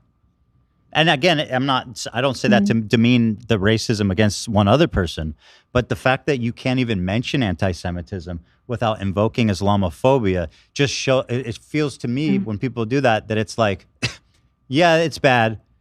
But also Jews somehow, for some reason, are. I also have to mention that people hate Jews, but also, the Jews also kind of, with saying that Islamophobia is also a big deal. So let's just be it's hard. balanced. It's like everything is personal perspective, right? I mean, even literally, but right before this stream, I was seeing a ton of videos about Sudan and the what's it called, like satellite images of the blood on the streets, and so it's like, and I think that so many Americans have been completely tuned out to everything that's happening over there just because we're very focused on what's happening over here. And so and again, like I said, because of my perspective, I'm always going to have a limited worldview, and I have to be extremely cognizant of that. And I think that it's like I think that sometimes running into situations like this where you're introduced to a broader audience who's going to really tell you like it is, sometimes that's okay, because you really learn where your flaws are, and where you need to get better. Obviously the harsher situations that I discussed on this call, wish those didn't happen, but in that process, but also, the kinder criticism, the harsher criticism, but that's more valid, I think all of that was really essential in terms of learning and getting better as a content creator. There's something else I want to show you that I felt was hurtful, and here it is. It's your continued insistence that I'm paranoid, that people are out to get me, which you say simultaneously while editing out a swastika hilt brandished by iDubbbz, my former friend. So how is that paranoid, right? Like you say, paranoid implies. Yeah. So and once again, this is another trope that, you see anti-Semitism everywhere, but actually you're hallucinating, which is something that iDubbbz and Hassan have both lectured me on. Non-Jews, white dudes, white cis dudes lecturing marginalized voices on how they should feel about the racism and the shit that they're facing, right? How can you say I'm being paranoid while also acknowledging the anti-Semitism that I face? It's just it's very hurtful. Well, first off, I want to say that's that sounds like conversations or an argument that is with other individuals. That's not a conversation or argument that I was intending to make. Sorry, I'm getting about which one? The sort of the conversations or arguments that you've had with Hassan or iDubbbz or Ian. Well, you edited out the swastika. Why did you do that? Yeah, can I say why I did that? So obviously I speak about censorship on YouTube and all of that, but why I edited out the swastika is because I don't agree with it. I talk about how I. But then how can you accuse Ian me of being takes his video paranoid? too far. Did I do that in the same breath? Many times. Here it is. Because of his ties to Israel, but his decreasing capacity to view the other side. That the was walls not were in the closing in iDubbbz on him. part, His paranoia, though, is and what I'm all of trying a to say. sudden, if you weren't with him, you were against him. Listen, if you disagree with me, you're just not looking. You're not showing what I'm talking about. It's not even. There's like. I'm not just talking about myself. I'm sure I'm talking about something At least specific. not in this place as I am. This is what I see happening. People, this was right they after want October 7. Okay, that I can concede with you in the fact that you're talking about anti-Semitism, and I'm sort of calling me paranoid. Again, someone who's this was right after October 7. That's us talking right after October 7. Yeah. That being said, I do that's think following the paranoia. And do you know what happened on October 7th? We were living it still because my family lives there. Do you think Hamas was? Do you think Hamas are terrorists? Yeah, I say that in the video. Okay, that's good. I mean, that's an important concession. I appreciate that. But as far as what was I going to say? And and that's also my perspective. Again, it feels weird saying my perspective of you as I'm talking to you. But listening to your account of things. You met your wife in Israel. You had your birthright trip when you were speaking about being at sort of having a lot of difficulties in college. I can see the emotional ties that you have, after and my after. wife. Yeah. And I having lived there. My family wife is members. Israeli. It's really that. Yeah, and having family members there and everything. Yeah. And so, But yeah. yeah, and so after October 7th, that sort of toll that can take more than people what who are happened? completely removed from the situation. You know what happened? It was the middle of the night, and I heard Ela on her phone. She was listening to Israeli news stations. Families were calling into the news stations live from their shelters, begging for help as they were being burned alive in their houses with their children. And nobody could help them. They were actually in their safe rooms being murdered in front of their children, being burned alive. You know what I mean? Being fucking slaughtered in front of their children, losing limbs. This was happening live. There were things being live streamed. Like they were calling into news. Being murdered, live streamed. Oh yeah, did you know that Hamas members would slaughter? They would slaughter people and then post it on their they take their phone and post it on their Facebook page. Their dead body. But all this was happening live, and nobody was there to help them, right? So we were just listening. It was like a whole day. We were just listening to people calling into the news, begging for help shortly before being executed. Girls at the Nova were calling while they're hiding in a bush, whispering, and then nobody came because everybody's been slaughtered. Everybody's been killed. The reason why this has become such a, we became the villain. All we're asking is for people to understand that the Israeli civilians are also innocent. Just care about the Israelis. Just say that rapes happened. It's okay to acknowledge that there are victims in Israel too. That is all we're asking for. I'm not a representative of Bibi. I'm not Israel government. It's just insane. It feels bad, right? It feels bad. I mean, of course. I think that the hardest thing is, as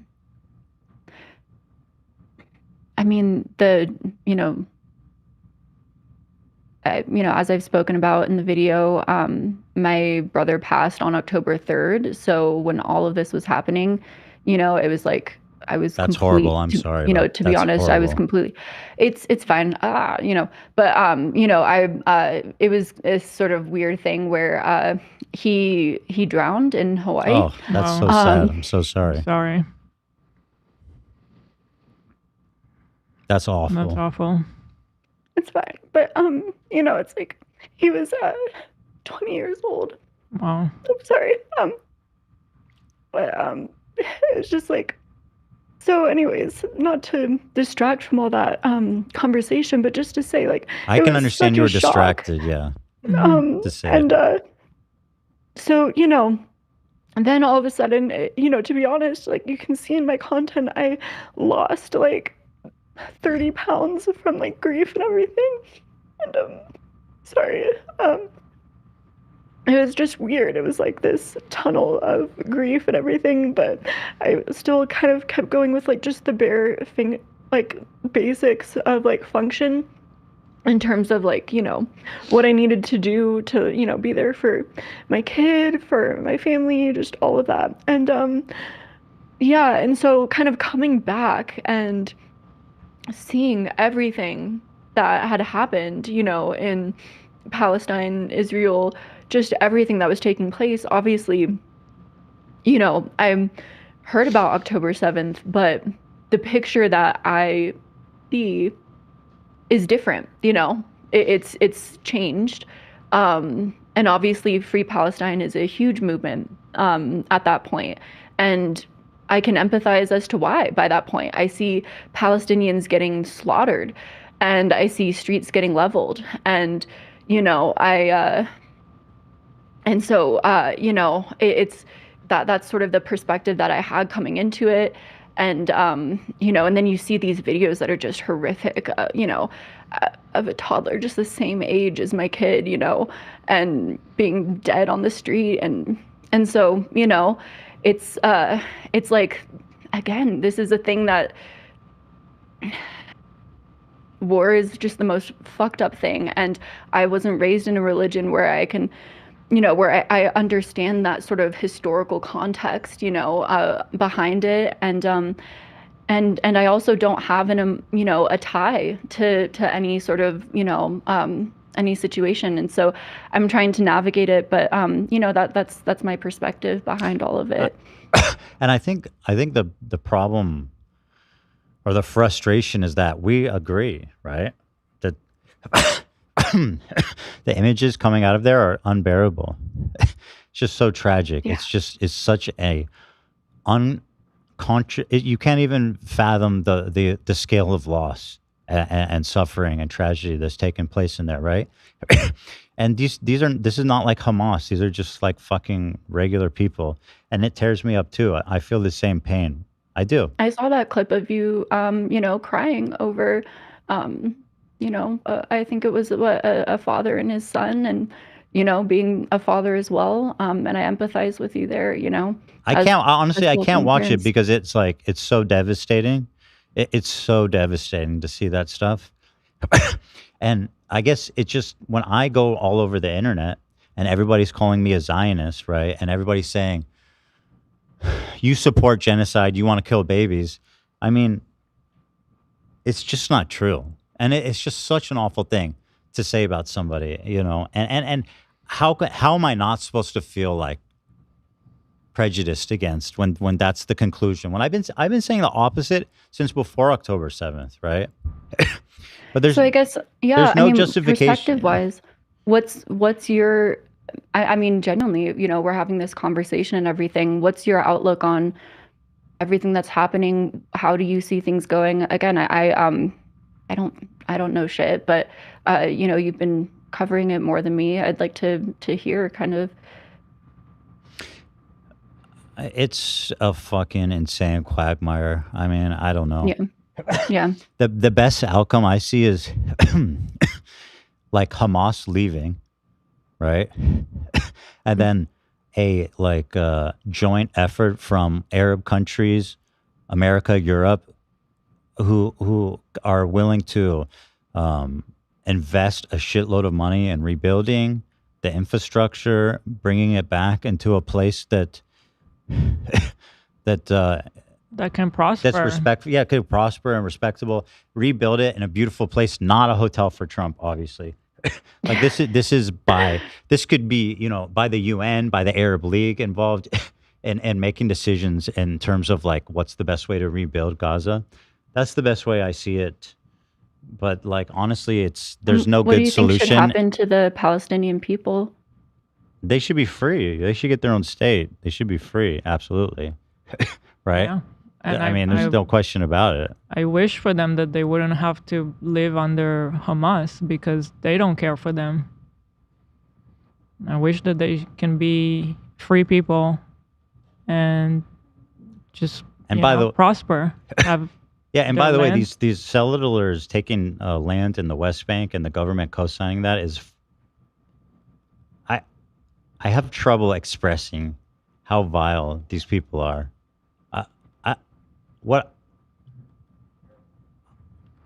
I'll say this. I've said this before, and I'll just say it again. So for the record, I've said that West Bank settlers are valid military targets, and I'll leave it at that. Yeah. Okay. That's good to know. I mean, that was something that I thought was a really fascinating, again, limited, understanding. I did really like listening to the Throughline podcast, and that was one episode on settlements that I found really interesting. Again, they're just evil. I mean, these people are just evil. They're just like Hamas, but for fucking Jewish supremacy, right? That's what they're doing. It's just evil. So and I've always had that. It's funny, if you go back to these 15-year-old accounts that everybody calls me a pedophile for, there's comments in that account of me saying I don't support West Bank settlers and that I believe in Palestinian statehood and like these are opinions that I've been expressing consistently since the beginning of any footprint I have on the internet. You know, so it's just been a wild thing, man, to see how I've been treated in the wake of all this happening. You know, and it was in a private account too that I never thought anybody would ever read. I had no reason to ever like exaggerate my support for Palestine, which is what people accuse me of, by the way. They just say I'm lying. It's like there's no winning, right? There's no winning. And this is, you know, and this is the kind of what. Yeah, I mean, I feel like in some of this situation, maybe I feel like that's, you know, some of my statements have been taken that way too, and I think, you know, it's like, you know, there's a middle ground, you know, there's people where that happens on the really extreme end. There's people that are treated really well online and are just beloved by everyone. And then there's sort of a middle ground where it's like being online, you know, sometimes just what you say is going to be taken out of context. I do think, again, this is just my personal opinion. Take it as you may. Sometimes the more you, you know, engage with that, sometimes the worse it can get, you know, the more attention you bring to it, the more it happens, etc. You know, that's my personal opinion. This is on a scale that you can't even imagine. Yeah. You've seen it on TikTok. You've seen it on Twitter. That also might You've be seen it on Reddit. Privilege. You've seen it on FOMOI, by the way. You know, there's crossover between FOMOI and H3 Snarkers. Same mods.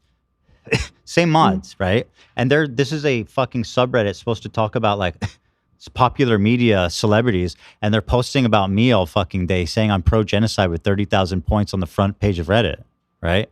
Like it's not in it. This isn't in a situation where I can ignore it and just go on with my life, unfortunately. And, you know, don't get me wrong, you know, some of this might be my privilege as well, you know, as a content creator.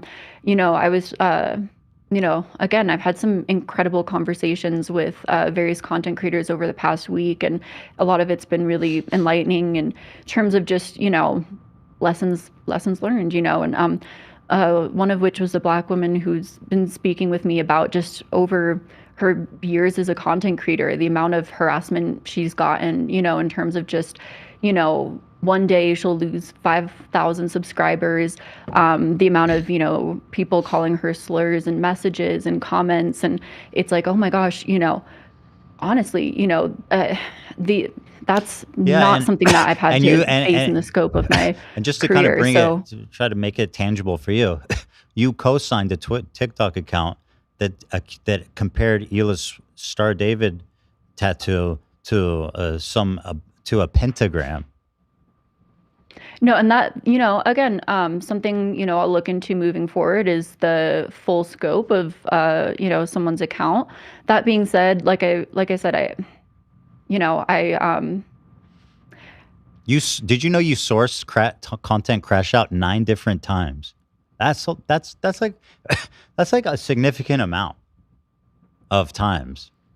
9 times. How many sources in total? How many clips in total do I have on the channel? You know, I'm sure it's a lot, but my point is that 9 times is a significant amount of times to source. Also, like, my question would be for that is that like the same? Because, for example, in the intro, I can sometimes like, oh, here's what's to come, you know, so I might clip something and then that'll be the same clip that's used later on. Is that, you know, counted? I'm not sure how it was counted, to be fair.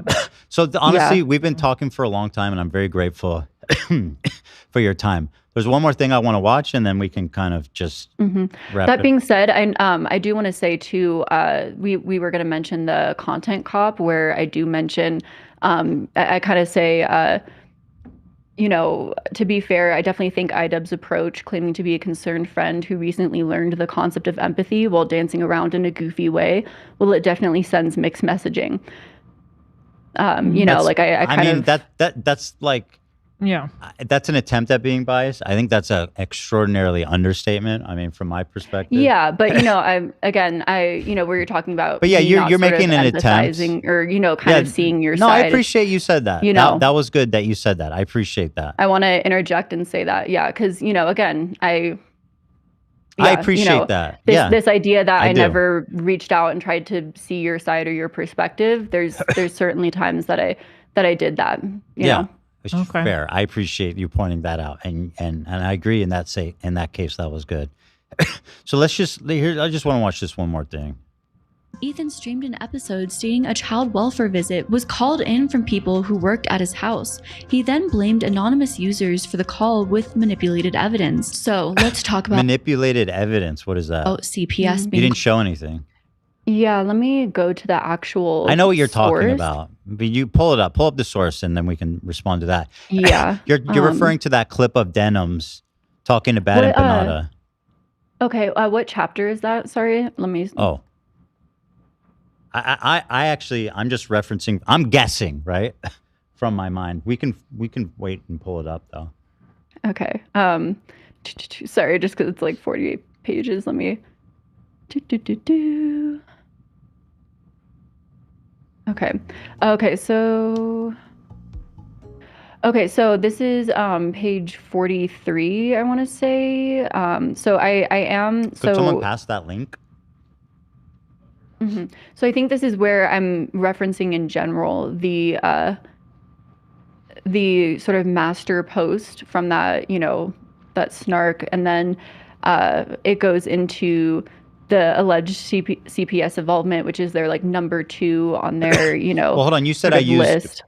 You said I used doctored evidence to blame them. Mm-hmm. So that was on their list. So they, you didn't even bother to reference that or like the fact check. But I should make that really clear. So then I go into right after that. I have a post from the Tribune that goes into the CPS and the skulls and everything. So, but do you see how you're setting the audience expectations when you anonymous users for the call with manipulated evidence? Manipulated evidence. I mean, the expectation you're setting for the audience already is that I'm somehow acting in bad faith in this whole thing, right? I could see how I could structure it differently. Essentially, what I was doing with that is, if you kind of zoom out a little bit further, I'm reading from this like Reddit master post about their, concerns. Do you think the audience cares? They make that distinction? 4 different posts. Again, like I said, I could structure it differently. And so this is, number 2 on their, concern list. So this is, kind of quoted directly from them. Again, on screen, how it could be potentially edited differently is, again, just showing the post itself, and, highlighted, showing that this is, a quote from them, not a quote from me. Again, moving forward, scaling down to ensure that what's being shown on screen aligns with that, my intentions. Yeah, but you did, but by then the way, afterwards, just because we're counting, you sourced snark 66 times in the video. Okay. Yeah, I mean, if you look at the amount of, again, how many times is that, just an opinion, that I'm sharing? How many times is that a clip? Right. My guess is that it's mostly editorialized clips, like probably the vast majority of them. Mm-hmm. And compared to how many times there's YouTube videos from your actual videos themselves, I would love to know that information in terms of like, we could crunch numbers. I would love to, even just for my own criticisms, like, okay, let me actually see those numbers. Cause I do think, again, going down these rabbit holes, I can go into online forums and like really look through them and be like, okay, let me include that. That's relevant here. Let me include that.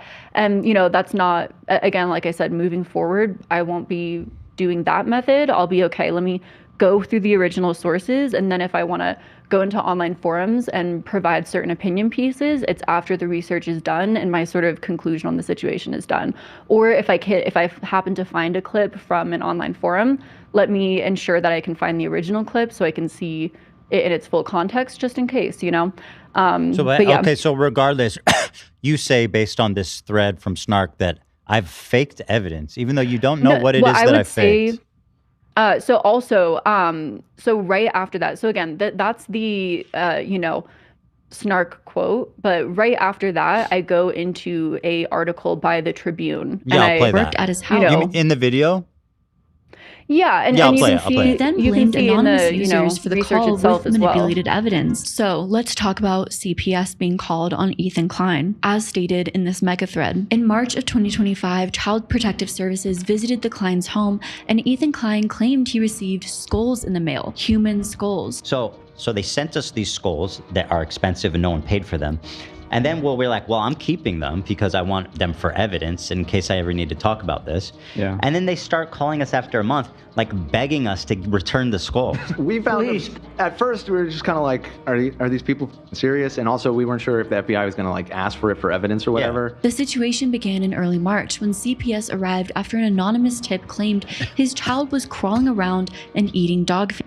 Ethan Klein claimed that this claim has come from streamers who had spread the rumor that Ethan Klein's children had contracted Giardia. Then, around that time, the family received 2 unidentified human skulls, allegedly by mail, which prompted an FBI investigation. And of course, probably does not help with Ethan Klein's paranoia that people are out to get him. The paranoia thing is like, I know. I got a human skulls in the mail. I mean, can you really? Again, CPS come to my house. I got human skulls. I mean, at what point do we stop calling me paranoid? And also, again, to be honest, you know, with the people finding my aunt's photo, which by the way, also girl with a microphone apparently tweeted asking an AI. Let me find the actual tweet, you know, so I don't again misquote it. Asking Grok if I was homeschooled, and then like they brought up random Madison Harnish and what high school they go to. Grok and then knew she that? asked Jesus. And then she asked Madison Harnish, aka Cruel World Happy Mind, was she homeschooled? And then they say, got it. You mean the YouTuber Madison Harnish of Cruel World Happy Mind. After checking bios, videos, and searches, I found no info indicating she was homeschooled. Her education background isn't publicly detailed. If that's wrong, point me to a source. Like trying to find my schooling information. To be fair, I don't think that's what she was trying to do. I think she was just trying to find out if you were homeschooled. Yeah, you know how it kind of looks, though. You know, but like you would type something like that into. I know what you're saying, and I don't want to go anywhere close to doxing. I know she's thoughtful with her the way she conducts herself, though. So I'm pretty sure that wasn't her intention. Yeah, it looks it rubs me the wrong way, to be honest. I can understand why that would rub you the wrong way. Yeah. But yeah, so you know, some of those things, my aunt's photos being dug through, stuff like that. People trying to find information about my husband. It's like, you know, I totally, you know, I've been more paranoid in this past week than I've been in my entire life. So I understand that feeling. Again, you know. By the way, the homeschool thing, maybe it sounds weird to you. There's kind of like a joke that we do on the show where we go, like the last 2 people I've beefed with, quote unquote, were all homeschooled. So it kind of turned into a joke, like, is this person homeschooled? So I think she was tapping into that. You know, to be completely transparent, I grew up doing like really, really intense ballet. I was like, basically like dancing 6 hours a day. So I did online school, dual school. So, you know, I don't know if that applies, you know. So she was spitting. It was like one of the first, you know, programs in my area that like had online school. Yeah, you know? I think it's where I met my husband. So, you know. You met your husband at homeschool? Well, so we actually met in middle school, and I thought he was super interesting because he would like ride his bike every day, and it was in Orange County where like, you know, everyone has like their moms drive them to school in Escalades, and he would ride his bike every day, and I was kind of like, oh, that's kind of interesting. It turns out he would ride his bike 9 miles every day to school and back, and then, you know, we both ended up being the only two to graduate high school from our dual online school program. Oh my Wasn't God. very, successful program, it seems like. Look at you from two, that. born natural partners.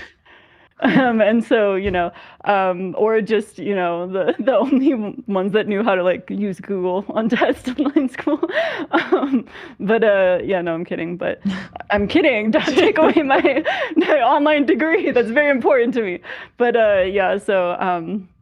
anyways, that's how we met, and we went to online school for very different reasons. I was a ballet dancer, and his is his own personal story. You might get comfort in this, but the current debate happening in our community is which stain is more annoying, the one on your sofa or the one on my hat? And I'll tell you guys, to defend myself a little bit, the one on my hat is from. What is it? What is it from? Show it to me. Yeah. Something to do with the kids. I'll say. What did I have red on my? Yours is a lot more annoying, Ethan. It is? Say. Yeah, Definitely. because I can't even see hers Someone anymore. bring me a replacement Yours hat. is You front all, and center. you guys were fucking harping on her stain, and I'm the one sitting here looking like I didn't Mr. mind her Stain. I didn't even notice her stain. I was staring at your stain. Yeah, I didn't mind Thank hers. you, Tamara. Legend. I didn't notice your stain until this point, until you just pointed it out. I was You too saw it busy. the whole I time. didn't notice any You were stain. plotting on me the whole time. No, what is that red from? Oh, it's Seriously. from the clown makeup. Oh, the it's from clown Friday. makeup that Yeah. you graciously used in your thumbnail. I'll be honest, I have no idea where my stain came from. So Well, it was probably worse. Yes, true. Who knows? It could be from anything. Listen, But, there's. what was I gonna say? I totally forgot what we were talking. Oh yeah, so as far as like the paranoia thing went, I mean, literally, I just was trying to. I mean, again, hope I'm not overstepping here. I don't think it's healthy for you to be getting into these online beefs and to be going down these, rabbit holes with different people, because I've felt that myself. Genuinely, within this past week, I felt like.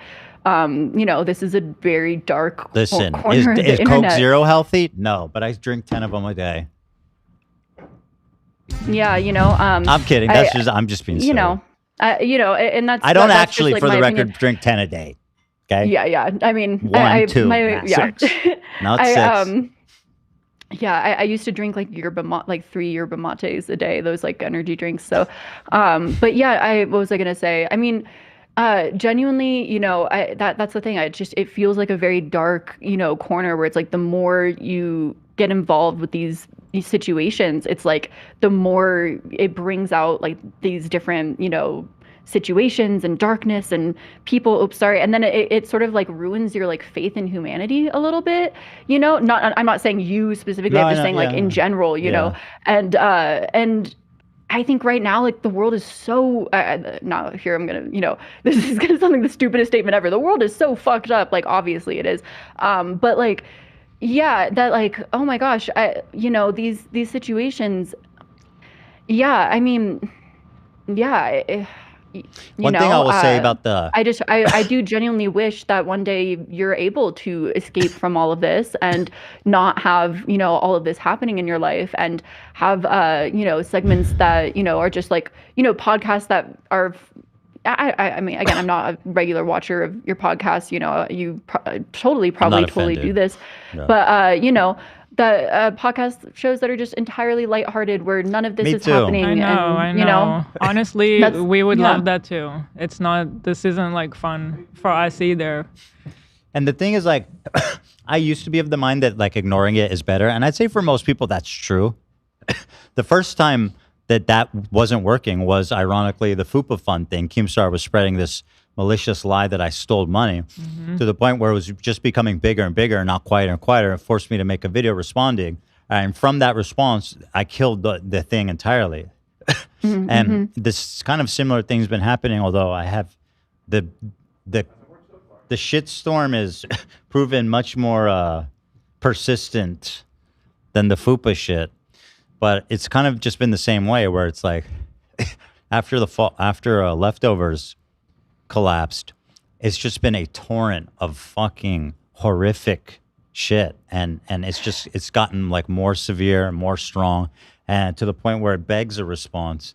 And I mean, I've felt that way, you know, like when all of this happened and then like, oh, I need to make a response. And then, you know, you made your response from that. And so it's like, oh, and I agree with Dan. I should not have done a one take. I should have, you know, ensured that it was, you know, perfectly polished, you know, that was, you know, in general, irresponsible. I think I wanted to feel this sense of authenticity. But again, a lot of my, you know, ignorance showed through in that. But I think, you know, and then from that, it was like, oh, I need to do a stream to clarify this and to show where I agree and all of that. And then, you know, things get worse from there. And so it's like, I guess that's a struggle in general when it comes to content creations. When, you know, some of this happens, do you, sorry, I have the hiccups now. Do you respond? Do you let it lie?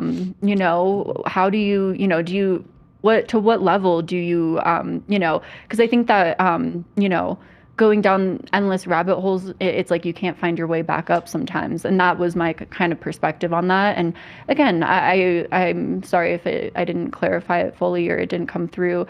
I think that also, you know, when it comes to making content, I have to have that mind of like the people that are the subject of the videos are they will likely, maybe not, but likely, I just kind of assumed they're probably not going to watch the video, but I need to assume that they might watch it. They'll watch it. They'll probably You should assume they'll watch it. Yeah. They'll Okay. probably watch it. I think I still have in my mind that I'm just But like even if this they don't, small people, content creator. It still matters because people are watching it in this ecosystem, and shit that you say, people are going to believe. I saw a lot of people being like, you're a trusted source for them, and whatever you put in your videos, they believe. So like, it doesn't really even matter if I watched it or not, right? Because if there is, anyway, listen, there's two things I want to hit on before we go. One, about the skulls in CPS. These are factually backed up. In our public filing right now, the lawsuit, you can see it's public filing. The conversation we have with the Skull Company and the report from CPS saying that the call was unfounded. These are all part of the public record. I can even send you a link. The second thing, and most important thing I want to say to you before we leave is, you know goddamn well that Hassan Piker shocked his dog. No comment on that one. I'm Come so sorry. That motherfucker zapped his poodle. Now, listen, I'm not saying he should get his dog taken away or anything crazy like that, but I mean, he definitely, you know. Place. You know, it's so funny because in my initial video, oh my gosh, you guys are gonna hate me for this. I'm so sorry to end the video on a bad note. Okay, in my initial video, I totally conceded with this, where I'm like, yeah, the clips don't look good, and you know, yeah, you know, and he changed his story a lot. And then as time went on, I'm kind of like, well, you know, it just over a long period of time of constantly having the dog in screen, you would think that there would be far more examples of that happening. There's a ton. There's a ton. There's a lot. Dude, there's so many. You clearly see him reaching for the remote. Give me 5 minutes. And then her react. Like, hold on, give me 5 minutes. I'm gonna convert you. That's why this has lasted so long. It's because he's obviously lying and everybody's saying it, and it's just, that's why this topic has been so fascinating to so many people. The thing is, it really depends on what communities you run in, because there are very pro Hassan communities who are like, he didn't do it. There's no way. We're all bullshit. And other communities, which are hostile to Hassan, my community, for example, is one of them. They'll post a shitload of evidence, man. Hold on, I gotta find. There's like I'm not forcing you to make a decision one way or the other, but I do want to arm you with the most important weapon of all: information. Place. Don't talk to her like that, Hassan. No. Sorry. Place. It's rude. I'm waiting for the link.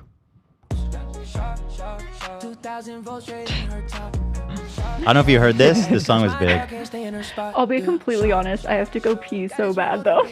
I had like this whole thing of water like throughout this. Oh, you have to pee? Okay.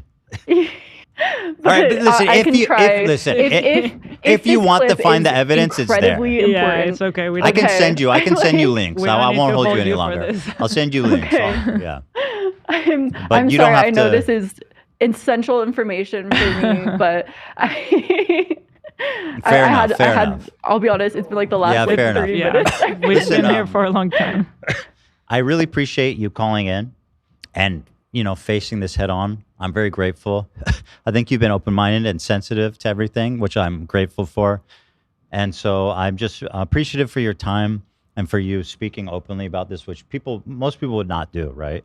So I think that speaks to high character that you're willing to do this. Thank you. And also, thank you for speaking with me too, and being, I don't think I've ever had this in-depth of a conversation from, someone that I've made a video on. And I think it's given me a lot to think about when it comes to content creation. And that's an incredible opportunity on my end to reflect and, move forward with, a lot of this in mind. So I also want to give you my condolences on that horrible, tragic loss of your brother. That's heartbreaking. Thank you. Yeah. So sorry. Very sorry to hear about that. But, a reminder that we're all dealing with shit, right? Right. Yeah. Well, listen, thank you so much. I mean, I think we've said almost all of it. Yeah. And we're in touch now. So if anything comes up, if you have any questions about anti-Semitism, you want a Snapchat from a real, authentic Israeli Jew, you can ask me anything, anytime. Sounds all right? great. I appreciate it. But anyway, have a great night. And once again, thank you so much for your time. Thank you. And guys, a reminder to our audience to be kind. This was a conversation we had in good faith with each other. And I think that alone deserves credit and kindness and understanding, so thank you. And to the audience, please heed my words. We come in peace. All right. Have a great night. Thank you again. Thank you. Thank you. Bye-bye. You too. Bye. Bye. That is Madison of Cruel World Happy Mind. I was hoping she would say have a good night. Have a good night. There was almost an okay Ethan in there. There was like bets going on. Are we gonna get an okay? Yeah, I got you. Anyway, listen, basically, thanks for watching. Yeah, thanks for watching. Which is really almost 6 because of the time change. So, but are we doing something tomorrow? We're coming here. We're coming here tomorrow. Because we have a visit, right? We have a visit tomorrow? Oh, that. An offline visit, not an online visit. We'll talk. We'll talk. Essentially tomorrow, obviously it's Tuesday. We'll be back for members on Wednesday. Yeah. For everybody on Friday. Yeah. There's going to be VODs dropping. Yeah. Heads up. VODs incoming. Yeah. And go Dodgers. Go Dodgers. And go watch the Halloween video. Can we still say go Doyers? It's over. Go Dodgers next season. Dodgers. Yeah. Congrats. Dodgers, Hat they trick. win. Yeah. Congrats, Dodgers. Hater. Anyway, and yeah, I am gratefully appreciated to Madison for calling in. And listen, she put herself in the line of fire, right? Yeah. So I respect that a lot. True. All right, go watch the Halloween video. Have a great night, everybody, and we'll see you on next time. Gotta stay in that little place for 8 hours. She getting up, I can't allow her. She my Palestine, I got the power. I'm in my electric ivory tower. Why she